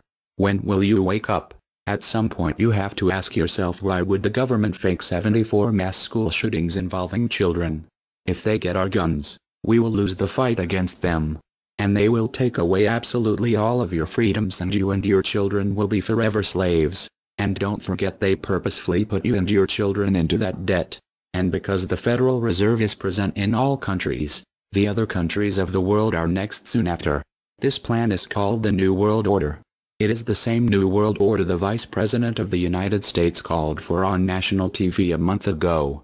He said we need to strive for and complete the New World Order. This is also the same New World Order President George Bush and President Kennedy said is our country's lifetime goal. And the same New World Order George Bush said on national TV said will happen no matter what we do, and we cannot prevent it. This has all been a long-time plan. The Federal Reserve and their partners want complete control of humanity. We cannot let this happen. They want to rule over us, like kings and queens. And humanity will be forever lost to enslavement by a bunch of tyrants who have publicly admitted they want to kill off the majority of the population so the masses are easier to control. They are going to wipe your bloodline completely off of the earth. He'll tell you the order of things to happen. The enslavement will follow immediately after guns are taken away and you cannot fight back. If they cannot get the guns before the economic collapse, then they will wait until the economy collapses. When the economy collapses, people will be starving. There will be looters and shootings. The government will insist on taking guns away to help, and as soon as the guns are taken away, then we will fall into a complete dictatorship. Do not fall for it. Remember, they are the ones who caused the economic collapse to begin with. This is the same tactic used on Germans and it worked. So expect it. As soon as the economy collapsed and the masses were starving, the German government asked the people to give up their rights and they listened. And then eventually the government was throwing the naked masses into giant burning hot ovens for mass execution. Do not give up your rights. Do not give up your guns. Fight back, as they were the ones who caused the problem. Just so you know, the people who are behind this Federal Reserve scam and New World Order are the same ones who funded Hitler's campaign. Make no mistake, these people are as brutal as Hitler himself, even more brutal. We will need an overall plan. We have come up with a perfect plan. This plan offers extraordinary possibilities. It will make for the most beautiful and free world you can ever imagine. If we are successful, we can leave a much better for our children. A beautiful world. Watch every minute of the rest of the video. Do not skip a single bit of it, as it is all important. To understand the solution, you must first understand the problem. The problem is government. Think for a second. What is government? Government is an establishment of power over the people, which can be purchased by large corporations or anybody with money. Why are we allowing corporations to write the laws? Can't you see how this can create problems? We must take the power and guns away from the government, which will advertently take away the power and guns away from the corporations. And we need to take that power and weaponry and put it back in the hands of the people, not greedy corporations. These people who want to put you into labor camps and death camps. These people have poisoned your children's water and food, enslaved your children. When will you wake up? We must get rid of government. The solution is anarchism. Anarchism is not what you think it is. Watch the rest of the video to understand what we are proposing.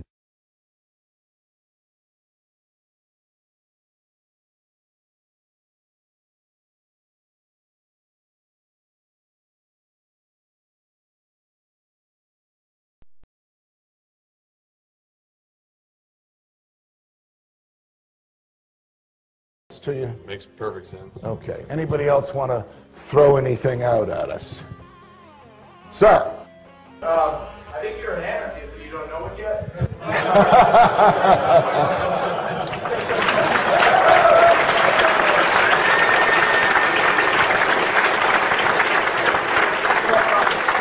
Do you hear me denying anything?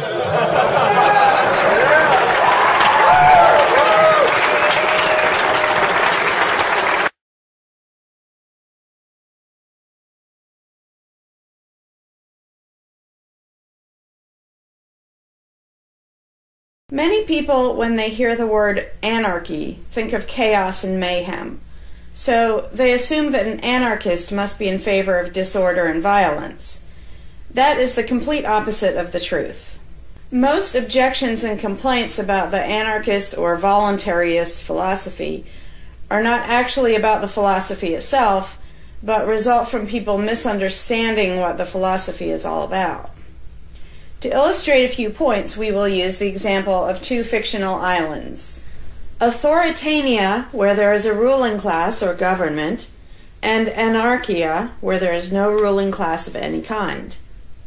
We will use these islands to examine several common misconceptions about anarchism. Lots of people think anarchy means every man for himself, or survival of the fittest, or the absence of any social cooperation or organization. They think that anarchy means everyone has to be self-sufficient. This comes from the false assumption that some kind of government is necessary for any organization to occur. Whether it's part of a republic, a democracy, a kingdom, or a dictatorship, a ruling class issues orders called laws and punishes anyone who disobeys them. That is not cooperation. That's domination. It's one group forcing its will on another. Authoritarianism can be used to force people into organized patterns, but that does not mean that people are incapable of organizing their activities without being forced. The most productive and useful examples of organization that we see today are anarchistic in nature. No one was forced to build the grocery store you go to. No one was forced to produce or sell anything in it.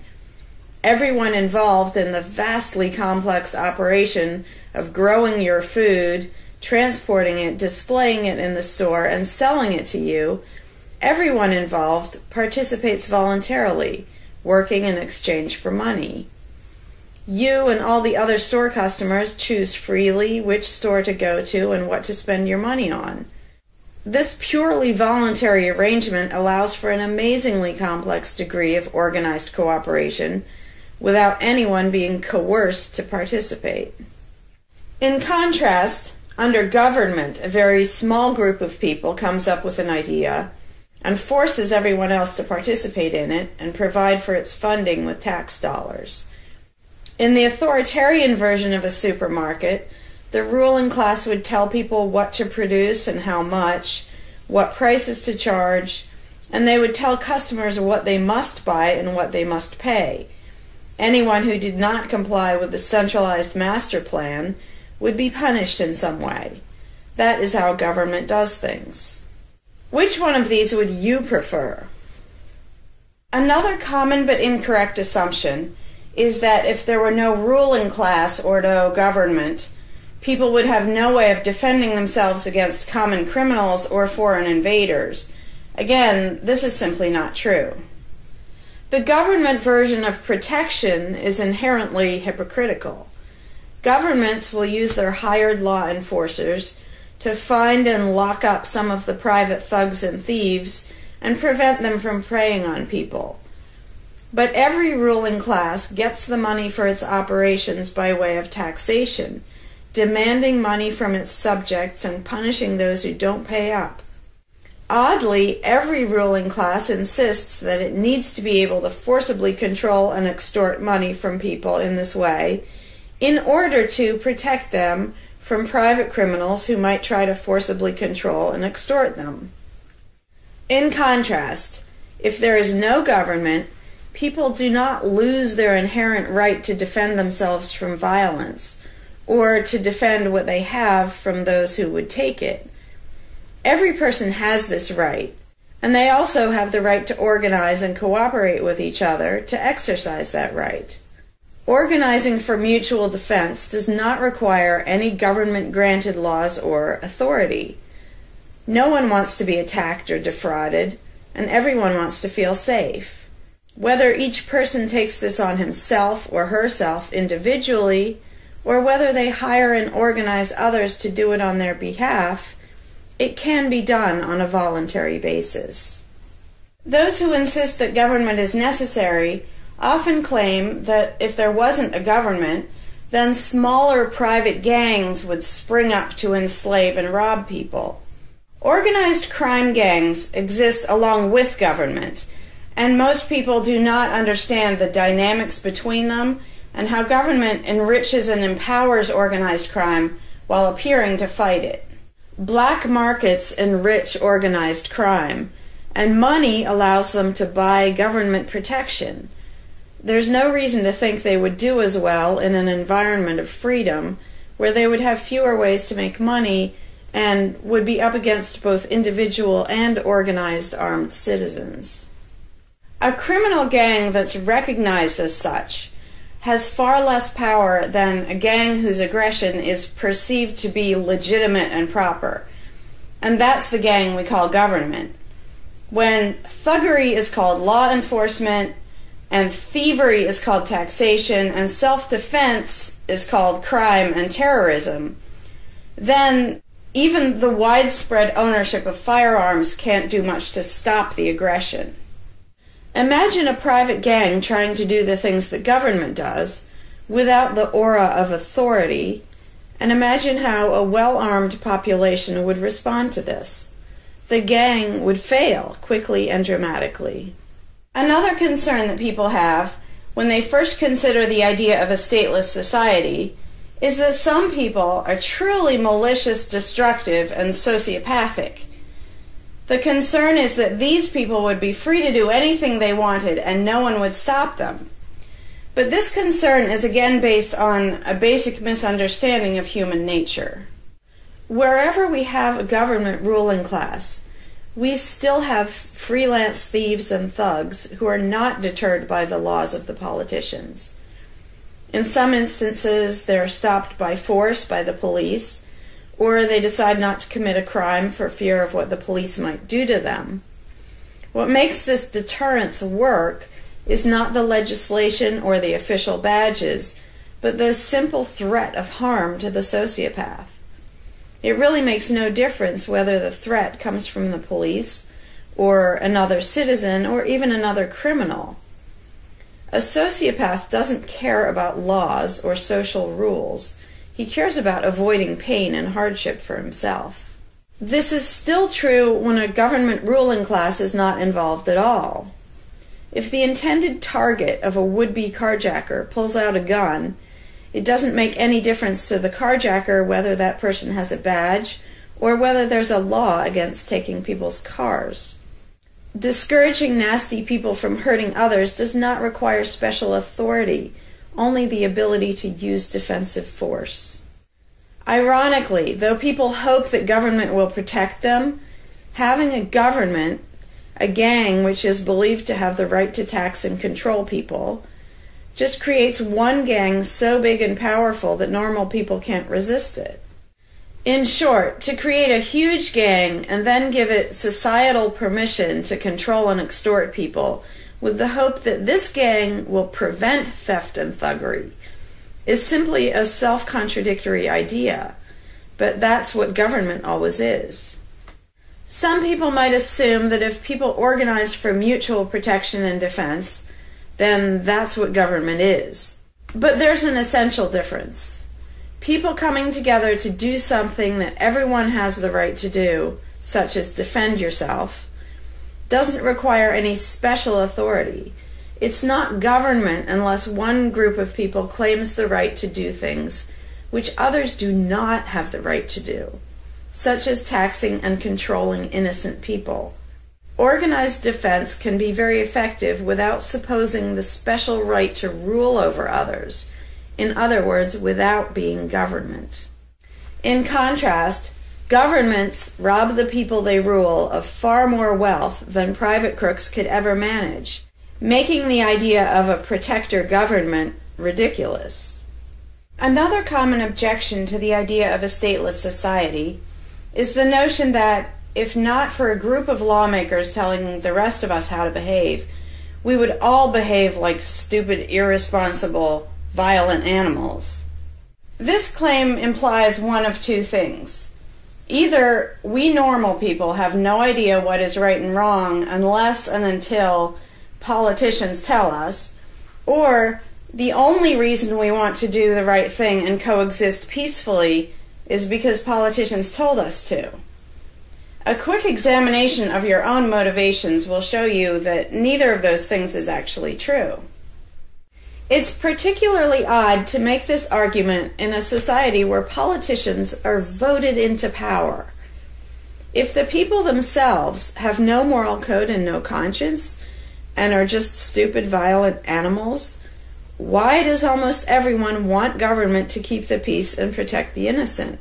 Would a population of vicious, heartless, evil people try to elect good people to keep the evil people in line? Obviously not.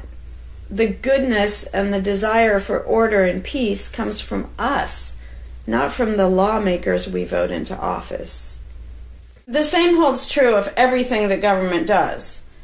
If people are so short-sighted and selfish that they can't be trusted to voluntarily organize and raise money for whatever they deem important, then how can those same people be trusted to decide who should be in power?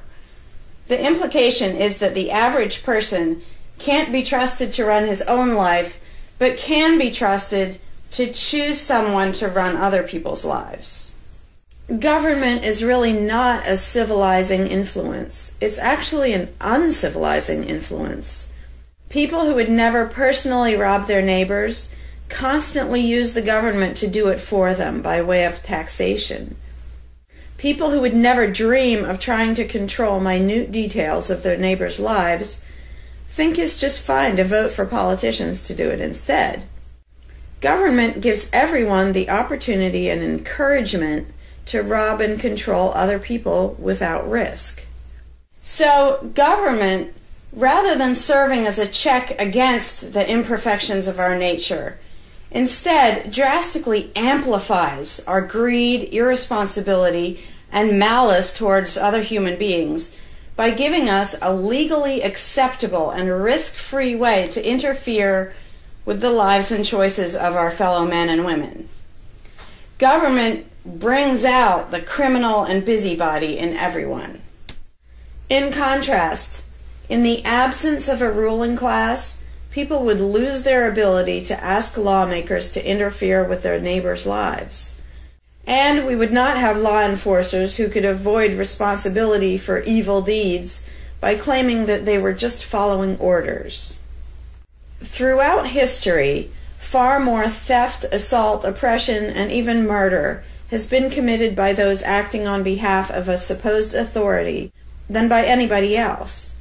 Even basically good people, when they believe in government, will condone things or do things which they know would be wrong if they did them on their own.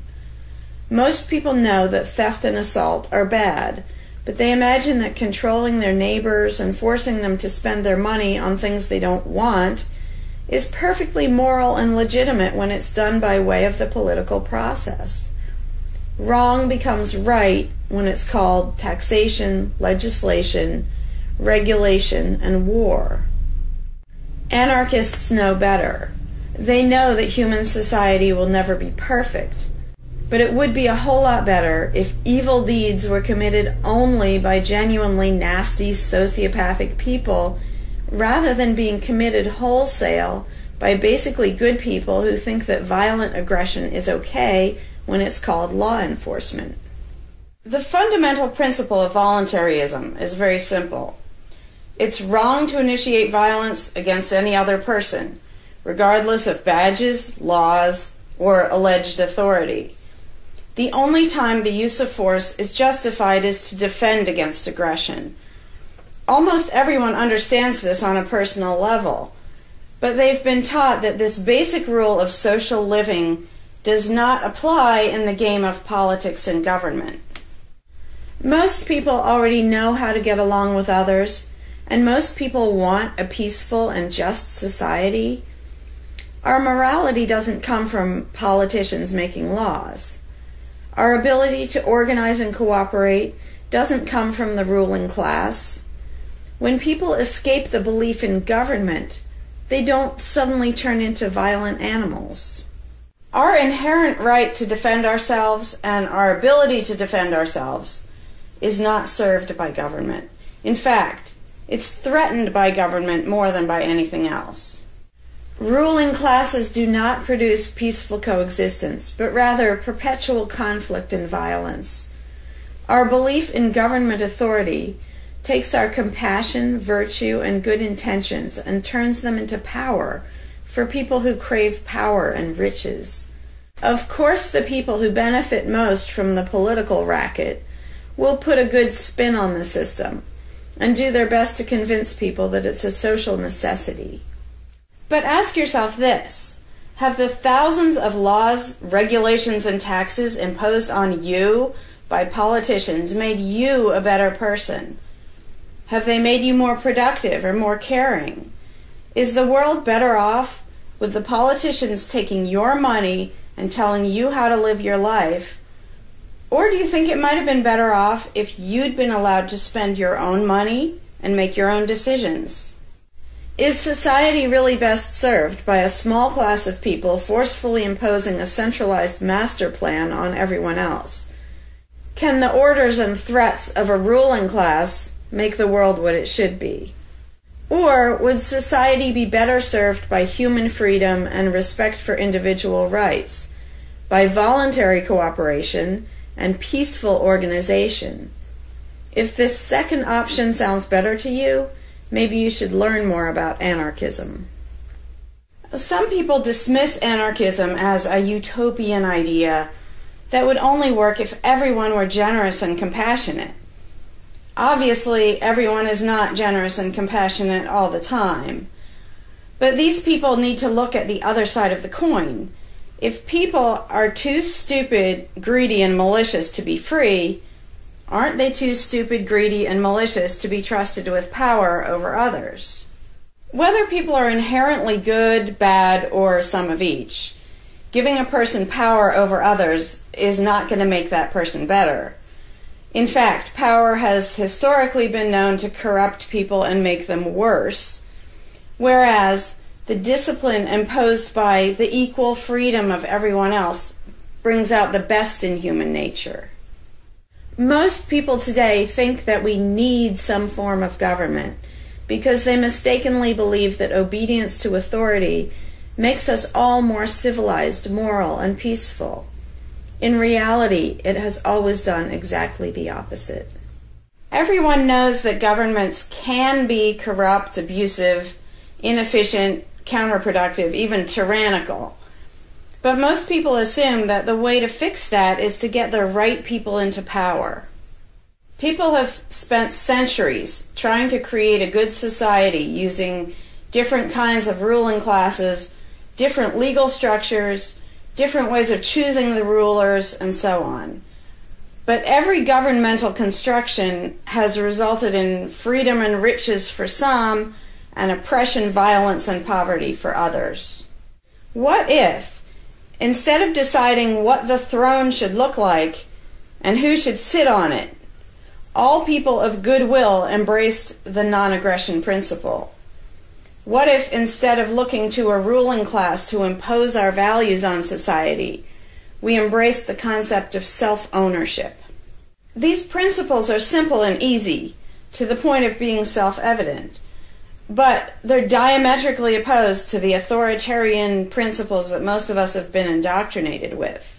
Anarchism does not mean chaos and violence, or every man for himself. Having no government does not mean having no morality, no organization, and no cooperation. Simply put, anarchism does mean that no one is your master and no one is your slave.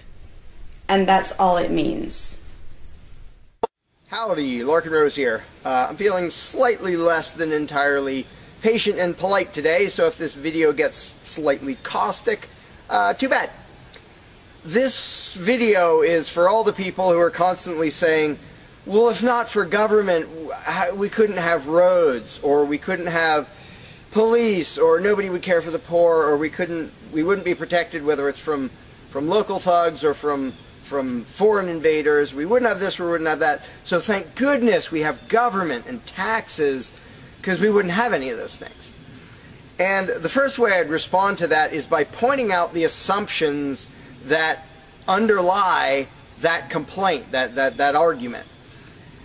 Basically what people are saying, because let's be clear about what the terms mean, government is the people who boss everybody else around. And taxes are those people demanding money from us.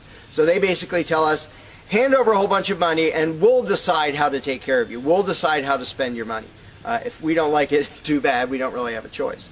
Like, well, you can vote in a few years and maybe something will change, even though it totally won't.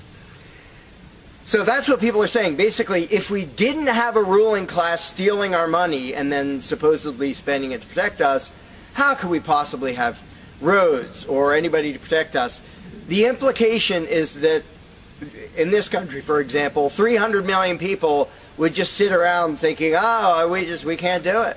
Without politicians and tax collectors, we can't have a road, we can't protect each other, and we can't...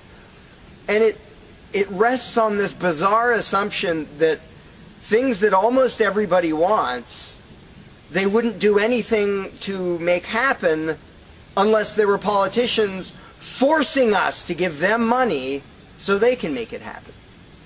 And so an example I like to use is, let's apply the same argument to food, because food is pretty darn important. I think everybody can agree. Let's apply the same argument that statists use about the roads or caring for the poor or protection or anything like that. The argument would go like this. Now, in the context of food, listen how idiotic this is. If we don't have government demanding money from all of us under the threat of caging us, and that's what taxation is. Here's the money you have to give us. Here's the nasty things we do to you if you don't. If that didn't happen so that they could build a big food production and distribution system and feed us, well, we'd all starve. We'd all just sit around saying, gosh, I wish we had food, but, you know, no politicians and tax collectors. We're just going to sit around and starve to death. Now, in this country, nobody would believe something that stupid, because all you have to do is go to a supermarket and see a perfect example of really efficient, organized cooperation that nobody is forced to do. There is no, you know, if you're going to make the argument that people make about roads and protection and all that, you'd say, well, nobody is forced to make any food for anybody in this country. How do you know everyone's just going to say, well, it's not my job, and we'll all starve to death? There's no guarantee. There's no master plan guaranteeing that we'll all have food. So obviously we're all going to starve if we don't have an authoritarian government stealing our money and then making food and giving it to us. Because golly gee, we couldn't possibly do it voluntarily ourselves. Again, in this country, nobody makes that argument because they see it happening voluntarily. Nobody involved is forced to do that. Nobody is forced to make you a single bite of food. There is no guarantee at all from anybody.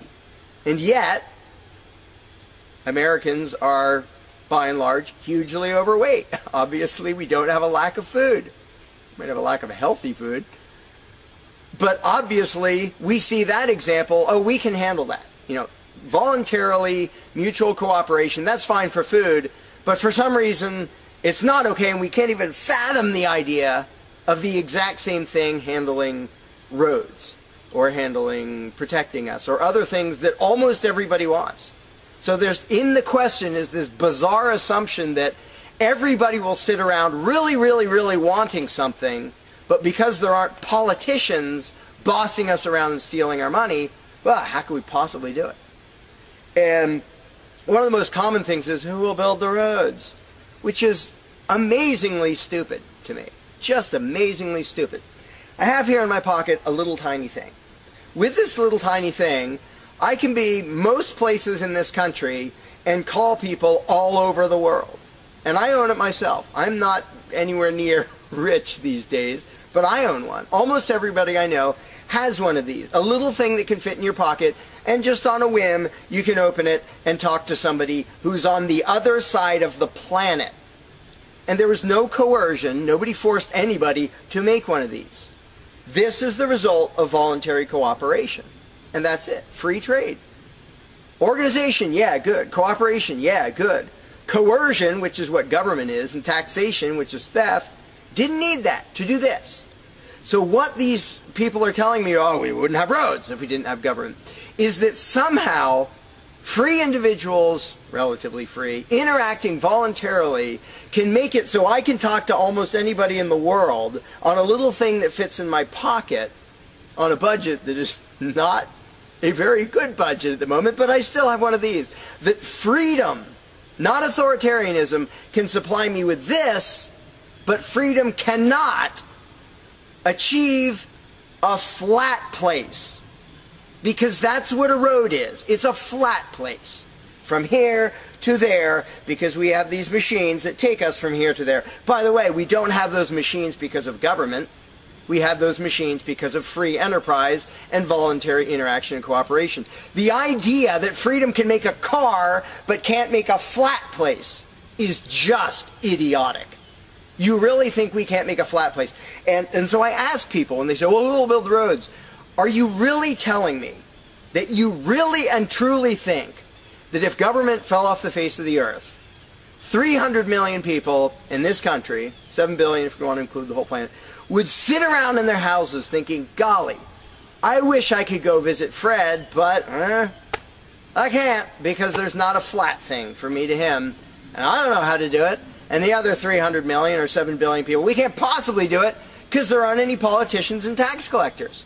If they were here, we could do it. If they were here to boss us around and steal our money and really inefficiently build a flat place, then we'd be set. Then I'd be comfortable and I could be confident that I could get places. I could visit Fred, I could go shopping, but now we're all going to sit in our houses wishing we could go to the corner store, but we can't because, golly, how could we possibly make a flat place from here to there? We can make these, where you can talk to anybody in the world. We can make machines that you drive around in, but no, we couldn't possibly make a flat place. And when people say, well, who will build the roads? The first answer is the same damn people who do it now. Politicians and tax collectors don't build the friggin' roads. Have you ever seen one out there? No, you haven't.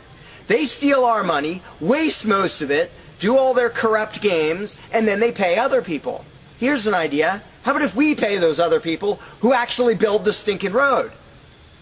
And the fact that that doesn't occur to people is a great indication of how well indoctrinated people are by the rulers, who will perpetually tell us, you can't organize anything, you can't achieve anything, you can't do anything unless we are here to force it on you. And it's, again, there are a zillion examples, whether it's caring for the poor or protection or roads, obviously, where most of the population will say, I'm really concerned that poor people won't be taken care of, which means most of the population wants people in need to be taken care of. And if we didn't have politicians stealing our money, how would it happen? Here's an idea. Take some money out of your pocket and give it to one of the people that you think needs help. Why would you not comprehend that, but you would comprehend some guy 1,000 miles away passing a law to send an armed thug to take your money, to waste 90% of it, and then give a little bit to somebody who may just be defrauding the system or may actually need it? And the amount of indoctrination required to make people even ask these questions of how could we possibly do this without government? What do you think government adds to the equation? It doesn't add any resources. It doesn't create anything. Everything it gives away, it steals from us first, by way of taxation. It doesn't add any skills. It doesn't add any knowledge. The people who are here would still be here if the institution of government fell over. We have all the know-how, we have all the resources, all the technology. The only thing it adds is one group that's imagined to have the right to violently assault and control and extort everybody else. So what the question really means is, how could we have a road, or how could I help that poor, or how could that poor person be helped, or how would anybody protect us if there wasn't a gang of thugs with permission to violently control and rob us? And when you recognize that that is literally what the question means, you already see how utterly idiotic it is, and it's completely the result of authoritarian statist indoctrination. Nobody would come up with that on their own.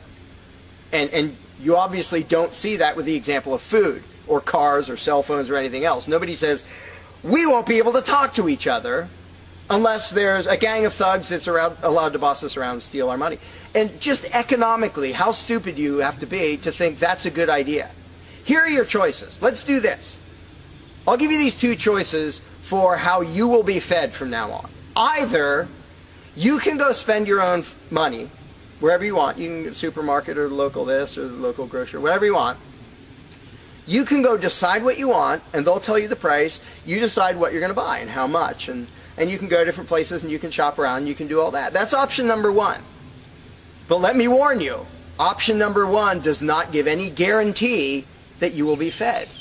There's no master plan forcing people to feed you. So, oh my gosh, you better be really scared of that option, despite the fact that you can do it day after day and it works really darn well and feeds pretty much not only this country, but with a massive surplus. So that's option number one that apparently statists are scared of. Option number two is politicians will take as much money of yours as they decide to take. Then they will decide what, if anything, they will buy with that money in terms of food to give to you, to feed you. Do you really think that will serve you better, that that will feed you better? Yeah, I'm much more comfortable that I'll have I'll be fed, I'll be secure, everything will be okay if a gang of thugs who doesn't really care about me, steals my money, and then decides what, if anything, to give me back from what they stole. But that is implied in the question, whatever you put in the blank. You know, how are we going to have blank if not for government? What you're saying is, how can we, the people who really want roads and food and cell phones and protection and all the things that almost everybody wants, how can we possibly have that unless we give someone permission to steal our money and boss us around and then decide what they're going to give us? And the same thing applies no matter what you put in the blank. How will we possibly do blank without government? One of the silly ones is caring for the poor. How will we care for the poor? Think of what that means. Like people, when more than half the country votes for a party to take care of the poor, it's more than half of the country saying, we're really concerned and we want to make sure that the less fortunate are taken care of, but we don't believe that normal people acting in freedom will take care of them. Well, if the people didn't care about the poor, they wouldn't win the election. By definition, if you vote for a welfare state, you're an idiot. Because either people are heartless bastards and you're going to lose, or people are compassionate and giving and you don't need to win. Just give them your stinking money. But people play the game, and that's the Democratic Party lives off of the idiotic notion that you're all so heartless that you should vote for us to steal your money to give to the poor. And half the country falls for it. Yeah, we're all so heartless that we voted you into office for the specific purpose of taking our money to help the less fortunate. That's just freaking brilliant. How about if half the country just gave their stinking money to the less fortunate? And then the less fortunate would all be rich, because it would be 1 trillion times more efficient than the government version of welfare ever is. Also, it would be actual charity instead of mass theft and corruption and fraud and all that fun stuff. But what takes the cake, the ultimately insane thing, you know, whatever you put in that gap, how can we have blank without a parasitic ruling class and a bunch of hired thieves? It's just a stupid question, but it's extra super stupid when what's in the blank is, how will we be protected? Who will protect us from thieves and robbers if we don't have government? It's the most idiotic question. It's also the most frequent question from statists. So here's what the question literally means. If we don't give a certain gang of people permission to violently control us and take our money under threat of putting us in a cage, who will protect us from people who might commit aggression against us and take our money? Wanting government for that is exactly as brilliant as saying, we have to have a carjacker in our town, otherwise somebody might steal our cars. Government is an appointed thief. If you don't think taxation is theft, first of all, you're a really well-trained slave. Second of all, try not paying. See what happens. See if they say, oh, it's quite all right. Or if they say, no, you're going to pay, or we're going to take your stuff, or eventually we'll put you in a cage. And when people say, that's not theft, because we get something back. Learn to think. And I use this example all the time, and all I ever get is stupid looks from statists in response. If I robbed you at gunpoint of $100, and the next day I gave you a sandwich, and you said, what? I said, hey, now everything's fine, because you benefited. I gave you a service. I gave you lunch, so that retroactively makes it okay that I robbed you at gunpoint. Would you buy that argument? No, you'd say, that doesn't make it okay. Okay, you gave me a sandwich. And yet every statist makes the exact same argument when it comes to government. Well, we get some stuff for it after they demand our money under threat of violence and putting us in a cage. Then we get services or goods. And we don't get what we asked for, and we get lots of things we didn't ask for. But we kind of get something, and that retroactively makes it okay for them to say, give us this much of every paycheck you make, or we're sending men with guns to take your property. And the slaves justify their own enslavement. I'm proud to pay my taxes.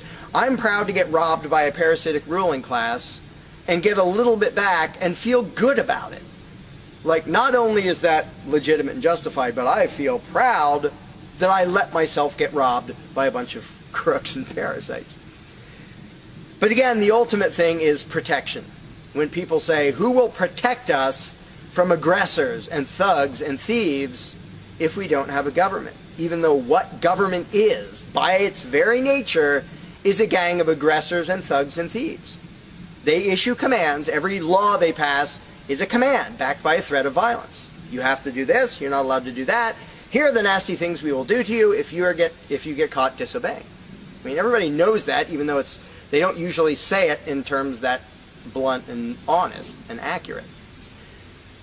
But to say we need taxes to be protected is as stupid as you can get. It's saying we need theft to avoid theft. And the fact that people are trained to use different words so that this theft sounds okay. It's legalized, it's taxation, and we voted for the people who robbed us. Like, we got to elect our local carjacker, and that means he represents us when he demands our car and points a gun in our face. He's serving us as he steals our car because he's going to use that car and sell it and make money to make sure nobody else steals our car. That is the essence of government. And the fact that you have hundreds of millions of victims of that scam vehemently defending it and saying, I'm not going to give that up. I don't want to give up government. Who would protect us? I don't want to give up the biggest aggressor on the planet, the biggest thief on the planet. Look at your tax bill and see how much private crooks steal from you. So before you ask that question, before you ask, how could we possibly have roads or protection or water or air or Christmas or Santa Claus or any of the zillion things that statists imagine we can't possibly have without a ruling class, think about what the question actually means. Because when you get to the point where you understand the implications of your own question, asking, how can we possibly have this without a parasitic gang of thugs robbing us? When you actually understand what you're really asking, you won't ask the question because you will realize it's completely freaking idiotic.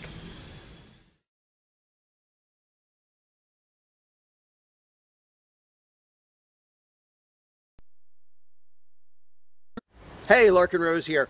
One of the first things that people are concerned about when they start thinking about a society without a ruling class is, well, what happens to the nasty people?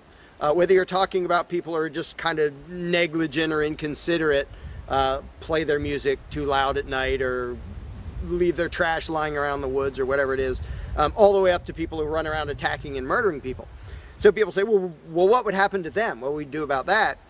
Some people even go so far as to say, if not for government, there would be nothing to stop people from committing murder and doing whatever other nasty stuff. And it's funny because when somebody says that, there would be no consequences, they could do whatever they wanted and nobody would stop them, the person saying that is implying that he isn't going to do anything. If there's someone running around attacking and murdering innocent people, the guy who said nothing will happen to them, obviously he's not going to do anything or something would happen to them. But not only is he demonstrating his own cowardice when he said there would be nothing to stop murderers, he's also projecting his own immaturity and irresponsibility onto the rest of the world, because he's also saying the other 7 billion people wouldn't do anything about it, which obviously isn't true. I would, wouldn't you? If somebody was running around murdering your neighbors, would you just go, well, there aren't politicians and there's nobody with a badge and we don't have tax collectors and bureaucrats, so oh well, I guess they're just out of luck, they're going to get murdered. And would you not even protect yourself if there wasn't government? Obviously, lots and lots of people, all the sane people, would do whatever they could to protect themselves and defend the innocent. So to say nothing would happen is just really bizarre. And it comes from having a mentality basically of a little kid in a classroom, where the teacher walks out of the room and the kids are just sitting there. We don't know what to do. No authority's telling us what to do. And Johnny's throwing things at me. And there's no teacher to stop him. Ah! Because most people, having been trained into authoritarian mentality, it never occurs to them that they are the ones who should fix anything, who should stop anything. And so when people say, well, what would be done about this and that and the other thing, nasty people doing nasty things, the first thing I ask is, well, what would you do about it?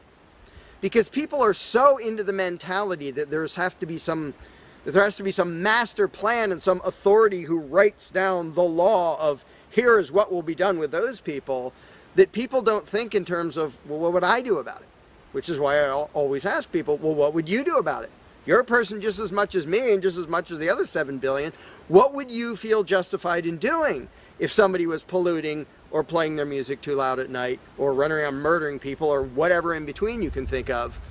Any nasty thing, what would you feel justified in doing about it? Because there's a very basic rule of being a moral human being, which is if it would be wrong for you to do something, don't ask anybody else to do it. And the rule is so simple, so self-evident and obvious that most people will go, well, duh, of course. Trouble is, nobody in the world who believes in government abides by that rule. Nobody. I don't care if you're a constitutionalist, Democrat, Republican, fascist, communist, anything, any kind of statist. There is nobody who believes in government who abides by the most basic rule of morality, which is if it's wrong for you to do something, don't ask somebody else to do it. Because every single candidate, every party, every government always does things that the voters know they themselves have no right to do. And to say something like, well, I'm voting for the guy who's going to tax you less. Well, do you have the right to rob me a little bit less than the other guy? No, you don't. So telling me that, well, somebody was going to rob you more, but I voted for the guy to rob you a little bit less, you are still violating the basic rule of being a human being. If it's wrong for you, don't ask somebody else to do it. Well, that's kind of the second basic rule, the first one being the non-aggression principle. And they actually go together quite well. But when people are in the mindset that there's going to be some major centralized plan to deal with whatever, polluters or people who play their music too loud or murderers or whatever else, they have to get out of that mindset. They have to start to think that maybe they are among the people who have to do something about it. So instead of saying, what will be done about such and such, well, what will you do about it? What should I do about it? And this doesn't magically make all the problems go away, but the actual practical challenge of dealing with most disputes is trivial compared to the challenge of getting people to think like responsible adults, where they start to think, well, maybe it's up to me. And a while back I did little events called Escaping the Myth, and one of the little mental exercises I did with these little groups of people is, imagine we're on an island and we're it. There's no government, there's no authority, there's nobody with a badge, and one of us is running around stealing stuff from other people. He's not killing anybody, but he's stealing stuff. What are we going to do about it? We normal people. There's not a legislature, there's not 911 to call, there's nobody with a badge, it's just people.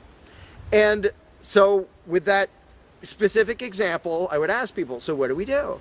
And just off the top of their heads, everybody comes up with solutions that are way better than what government ever does. First of all, every government solution is, all right, step one, I get to rob everybody. That's the government solution. Well, we're going to tax everybody so we have the resources to stop that other robber. Well, in the island scenario, nobody is stupid enough or insane enough to start with that, to say, well, let's see, so somebody's stealing our stuff. Okay, first, I get to rob all of you so that I have the resources to protect you from him.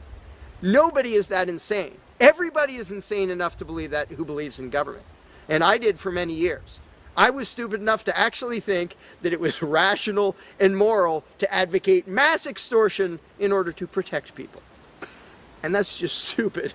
So I just believed something insanely stupid for a very long time. Most of the world still believes that. But in a setting where people are put on the spot and they're responsible for what happens, they don't do that. They don't say, well, I get to boss everybody around and take their money. Nobody does that. So to me, the challenge is not even coming up with specific solutions to every imaginable dispute or problem, which I don't pretend to know how everything's going to turn out. And I don't intend to be emperor of anarchy. I'm not going to be in charge of the world. But getting people to the mindset where it's up to them, where there's just people, we're it. No legislatures, no people with badges, no authority, we're just people. Suddenly people are way better at solving problems and making things work. One good example is when there's a disaster. Unfortunately, sometimes it takes a horrendous event to bring out the best in people. And it brings out the worst in some people too. But when people say, whoa, my neighbor's house is floating away, I'm not going to wait for FEMA. I'm not going to dial 911. I'm going to jump in a boat and go save him. Because suddenly it's on me. Suddenly I'm the one who has to do something. And when it occurs to people that they're the ones who have to do something, and unfortunately, usually that only happens in a complete disaster area, when it occurs to people and they suddenly take on the responsibility and start to think like adults, their solutions are generally a lot better than any government solutions and ever are. But to get to that mentality, people have to shift from the authoritarian mindset to the mindset of a self-owning individual who realizes there is nothing above me. There is no magic unicorn who's going to come to save the day, who's going to come save me from polluters or somebody playing their music too loud or murderers or whatever it is. It's just us. And if we realize that, then first of all, people would stop asking me, well, without a government, how would this be handled? As if I'm going to be in charge. I don't freaking know. What would you do about it? I can tell you what I would do about it. I could tell you what I might suggest, what I might predict, but who cares? I'm one of 7 billion people. I'm not going to be in charge any more than you are. So it's really a mental exercise that people have to think over in their own heads with their own moral codes instead of waiting for some outside answer. And it's why I don't usually get into those discussions of, well, here's my plan for how to deal with this and that and the other thing, because my plan doesn't matter. My plan will not be the best plan for any problem you can come up with. There will be a million people with better plans than whatever I could come up with. So don't ask me to describe how you are going to fix problems. I don't freaking know. And you can see the mind shift in people when they grasp that they own themselves and they suddenly realize, oh, okay, well, yeah, there are things we can do to settle disputes, to protect ourselves from attackers, to do this or that or the other thing. But the first step is just grow up. Stop thinking it's somebody else's business to make the world work. Well, how will the poor be cared for? I don't know. What are you going to do? Well, how will we be protected from this? I don't know. What are you going to do about it? And it is inconvenient. It's inconvenient to be a free person where you can't just be a kid in a classroom whining to the teacher to save the day and fix everything and make everything work, where you actually have to be a responsible adult. And that's one of the main reasons why people like the belief in authority, because then they can live with the lie that all they have to do is obey and do as they're told and everything will be okay. First of all, no, it won't be okay. Second of all, you're not even being a human being. You just threw your free will out the window and became somebody's slave in the hopes that that would help humanity. It doesn't help humanity for you to be a slave. It doesn't help humanity for everybody else to be a slave. It does help humanity for you to start thinking as an adult, responsible human being who owns himself and who accepts that it is your responsibility to figure out how to make the world work.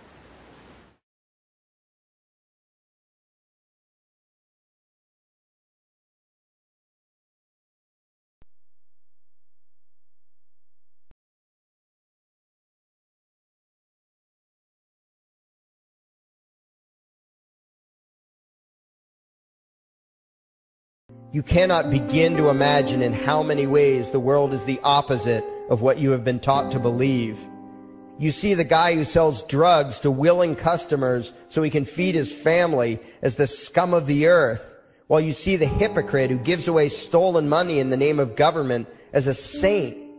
You see the guy who tries to avoid being robbed by the federal thugs as a crook and a tax cheat, but see as virtuous the politician who gives away the same stolen loot to people to whom it does not belong. You see the cop as a good guy when he drags a man away from his friends and family and throws him in prison for 10 years for smoking a leaf. And you see anyone who defends himself from such barbaric fascism as the lowest form of life, a cop killer. In reality, most drug dealers are more virtuous than any government social worker, and prostitutes have far less to be ashamed of than political whores, because they trade only with what is rightfully theirs, and only with those who want to trade with them. The upstanding, church-going, law-abiding, tax-paying citizen who votes Democrat or Republican is far more despicable and a bigger threat to humanity than the most promiscuous, lazy, drug-snorting hippie. Why? Because the hippie is willing to let others be free, and the voter is not. The damage done to society by bad habits and loose morality is nothing compared to the damage done to society by the self-righteous violence committed in the name of the state. You imagine yourselves to be charitable and tolerant when you are nothing of the sort. Even the Nazis had table manners and proper etiquette when they weren't killing people. You think you're good people because you say please and thank you? You think sitting in that big building on Sunday makes you noble and righteous? The difference between you and a common thief is that the thief has the honesty to commit the crime himself, while you whine for government to do your stealing for you. The difference between you and the street thug is that the thug is open about the violence he commits, while you let others forcibly control your neighbors on your behalf. You advocate theft, harassment, assault, and even murder, but accept no responsibility for doing so.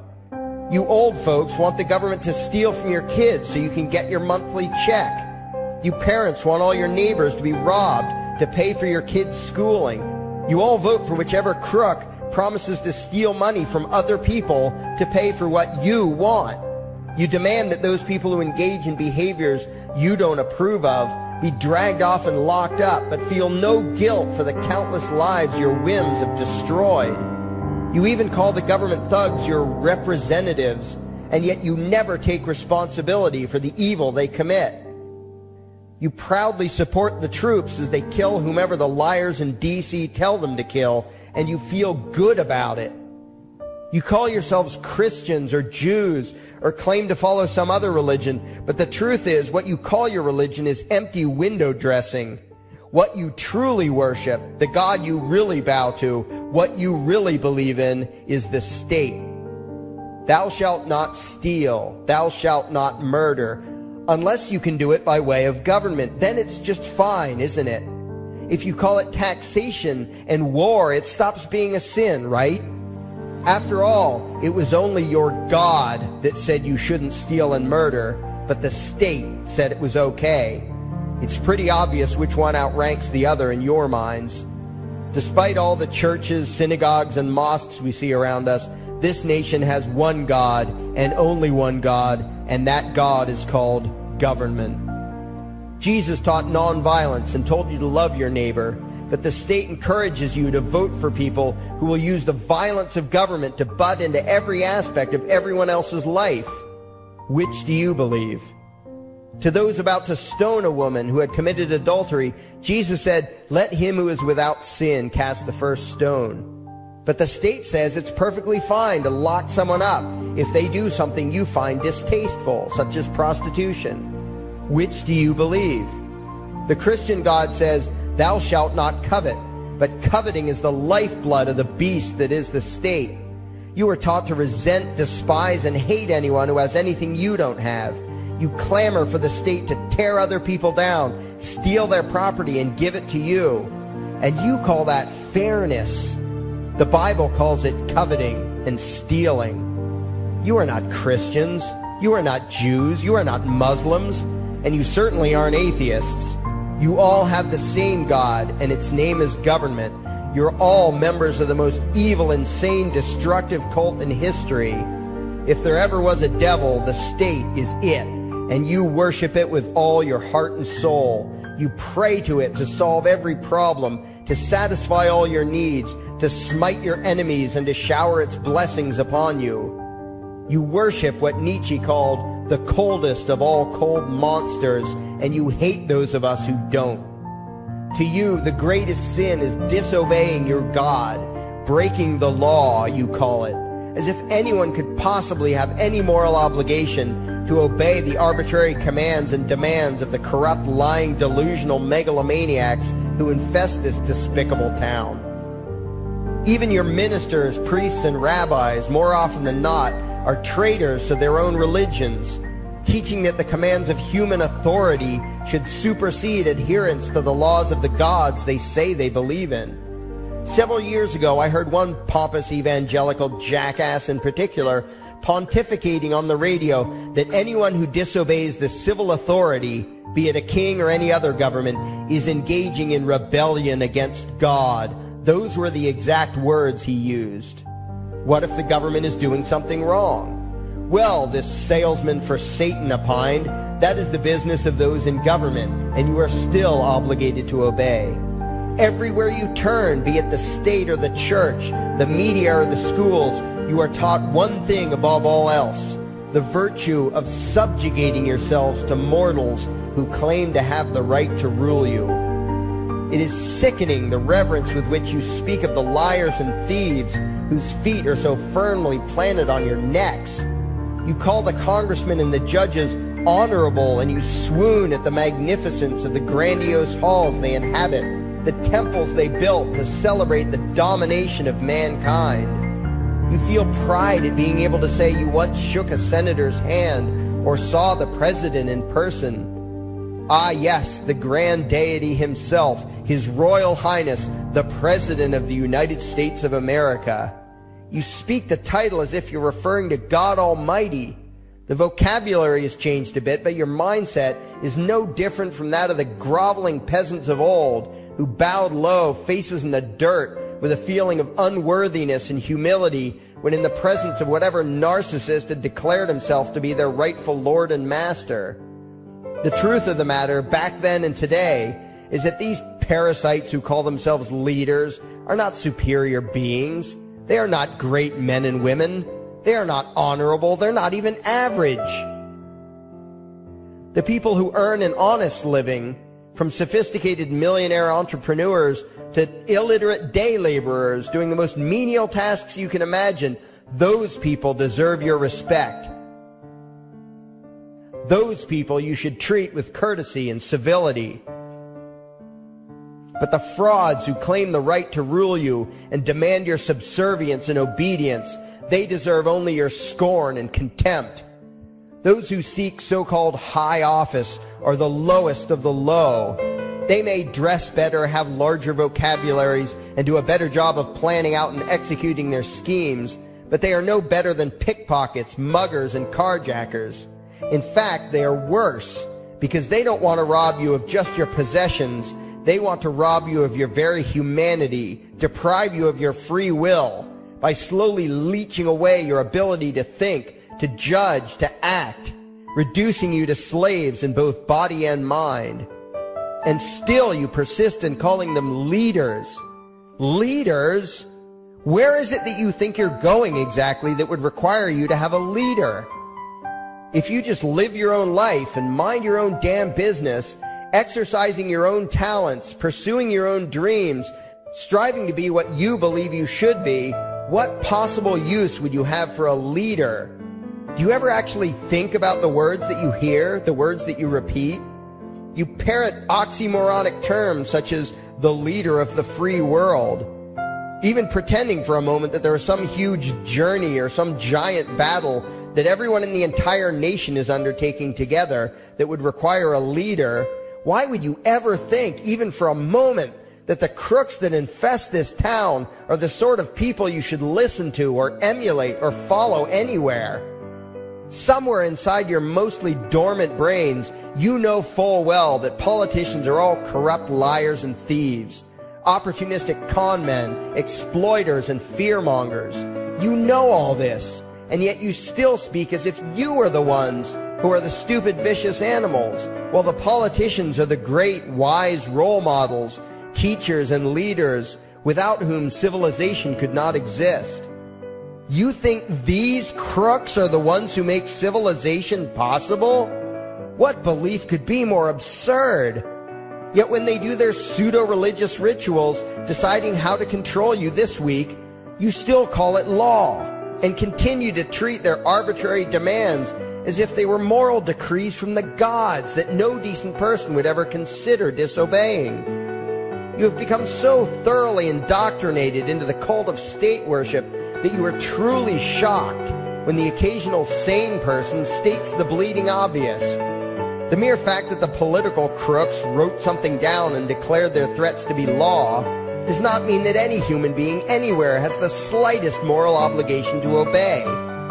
Every moment of every day, in every location and every situation, you have a moral obligation to do what you deem to be right, not what some delusional bloated windbag says is legal. And that requires you to first determine right and wrong for yourself, a responsibility you spend much time and effort trying to dodge. You proclaim how proud you are to be law-abiding citizens and express your utter contempt for anyone who considers himself above your so-called laws. Laws that are nothing more than the selfish whims of tyrants and thieves. The word crime once meant an act harmful to another person.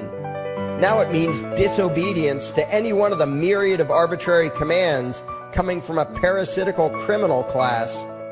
To you, the term crime is nearly synonymous with the word sin, implying that the ones whose commands are being disobeyed must be something akin to gods, when in truth they are more akin to leeches. The very phrase, taking the law into your own hands, perfectly expresses what a sacrilege it is in your eyes for a mere human being to take upon himself the responsibility to judge right from wrong and to act accordingly, instead of doing what you do, unthinkingly obeying whatever capricious commands this cesspool of maggots spews forth.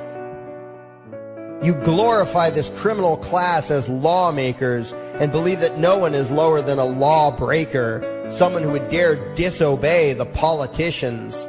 Likewise, you speak with pious reverence of law enforcers, those who forcibly impose the politicians' every whim upon the rest of us. When the state uses violence, you imagine it to be inherently righteous and just, and if anyone resists, they are, in your eyes, contemptible lowlifes, lawless terrorist criminals. Like the lawless terrorist criminals who helped slaves escape the plantations. Like the lawless terrorist criminals who helped Jews escape the killing machine of the Third Reich. Like the lawless terrorist criminals who were crushed to death under the tanks of the Red Chinese government in Tiananmen Square. Like all the lawless terrorist criminals in history who had the courage to disobey the never-ending stream of tyrants and oppressors who have called their violence authority and law. And that includes the lawless terrorist criminals who founded this country. Everything you think you know is upside down, backwards, and inside out. But what has to take the cake, the height of your insanity, is the fact that you view as violent terrorists the only people on the planet who oppose the initiation of violence against their fellow men. Anarchists, voluntarists, and libertarians. We use violence only to defend ourselves against someone who initiates violence against us. We use it for nothing else. Meanwhile, your belief system is completely schizophrenic and self-contradictory. On the one hand, you teach the young slaves that violence is never the answer. Yet out of the other side of your mouths, you advocate that everyone and everything, everywhere and at all times be controlled, monitored, taxed, and regulated through the force of government. In short, you are teaching your children that the masters may use violence whenever they please, but the slave should never resist. You indoctrinate your children into a life of unthinking, helpless subservience. You are putting the chains around their little necks and fastening the locks tight. And worst of all, you feel good about it. Out of one side of your mouths, you condemn the evils of fascism and socialism and lament the injustices of the regimes of Hitler, Stalin, and Mao. While out of the other side of your mouths, you preach exactly what they did. The worship of the collective, the subjugation of every individual to that evil insanity that wears the deceptive label, the common good. You babble on and on about diversity and open-mindedness, and then beg your masters to regulate and control every aspect of everyone's lives, creating a giant herd of unthinking conformist drones. You wear different clothes and have different hairstyles, and you think that makes you different. Yet all your minds are enslaved to the same club of masters and controllers. You think what they tell you to think, and do what they tell you to do, while imagining yourselves to be progressive, thinking, and enlightened. From your position of relative comfort and safety, you now condemn the evils of other lands and other times, while turning a blind eye to the injustices happening right in front of you. You tell yourself that had you lived in those other places, in those other times, you would have been among those who stood up against oppression and defended the downtrodden. But that is a lie. You would have been right there with the rest of the flock of well-trained sheep, loudly demanding that the slaves be beaten, that the witches be burned, that the nonconformists and rebels be destroyed. How do I know this? Because that is exactly what you are doing today. Today's injustices and oppressions are fashionable and popular, and those who resist them, you tell yourselves, are just malcontents and freaks, people whose rights don't matter, people who deserve to be crushed under the boot of authority. Isn't that right? You bunch of spineless, unthinking hypocrites, look in the mirror. Take a good look at what you imagine to be righteous and kind. You are the devil's plaything. The crowds of thousands wildly applauding the speeches of Adolf Hitler, that was you. The mob demanding that Jesus Christ be nailed to the cross, that was you. The white invaders who celebrated the wholesale slaughter of those godless redskins, that was you.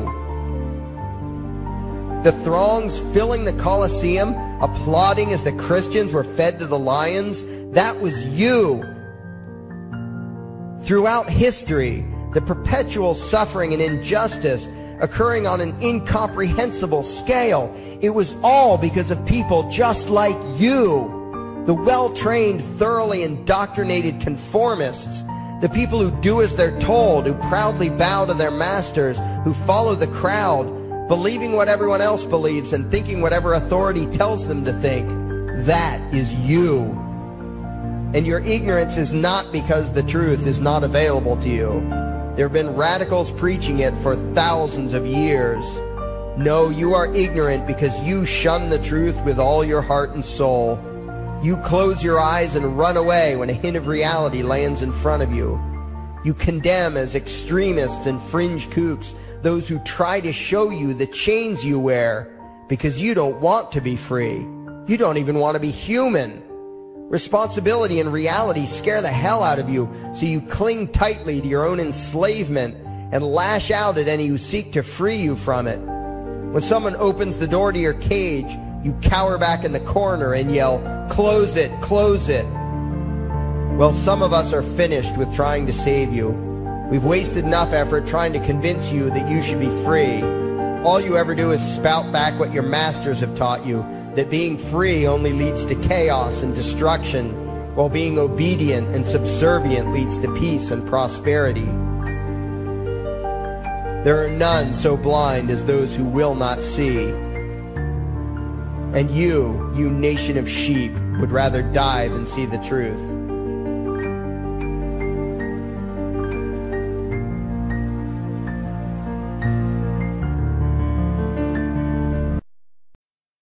There is something I need you to do. Favorite, like and share this video. Now that you have done that, go to your browser add-ons, download YouTube Video Downloader, come back to this video and save the video to your computer and upload it your YouTube channel. Use a different title than the one used for this video.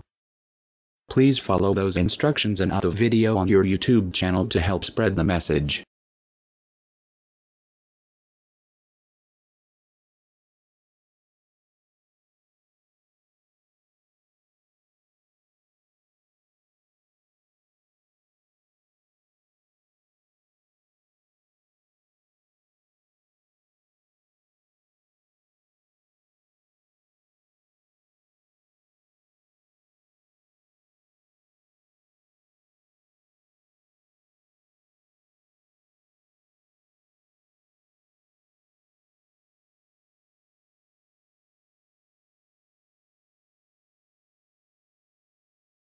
If you did not understand the instructions to download videos from YouTube, look it up on YouTube. There are some YouTube videos explaining on how to do so. It's very easy. If you do not host this video account, you are not doing your part to get the message out there, and you are part of the problem. And thanks for watching. Anonymous now has a new YouTube channel. It is called Anarchy World.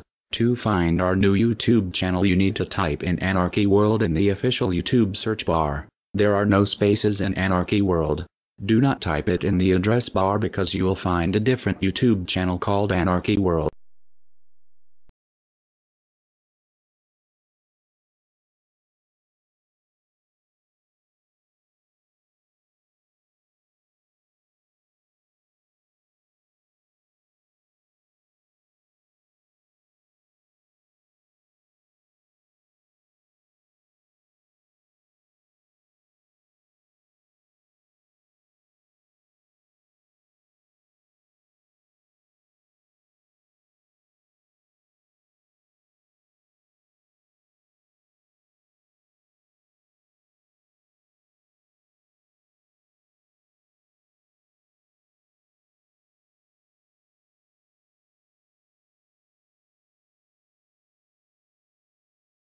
Go and here are the people responsible for the current corruption. You should remember the names for when shit hits the fan.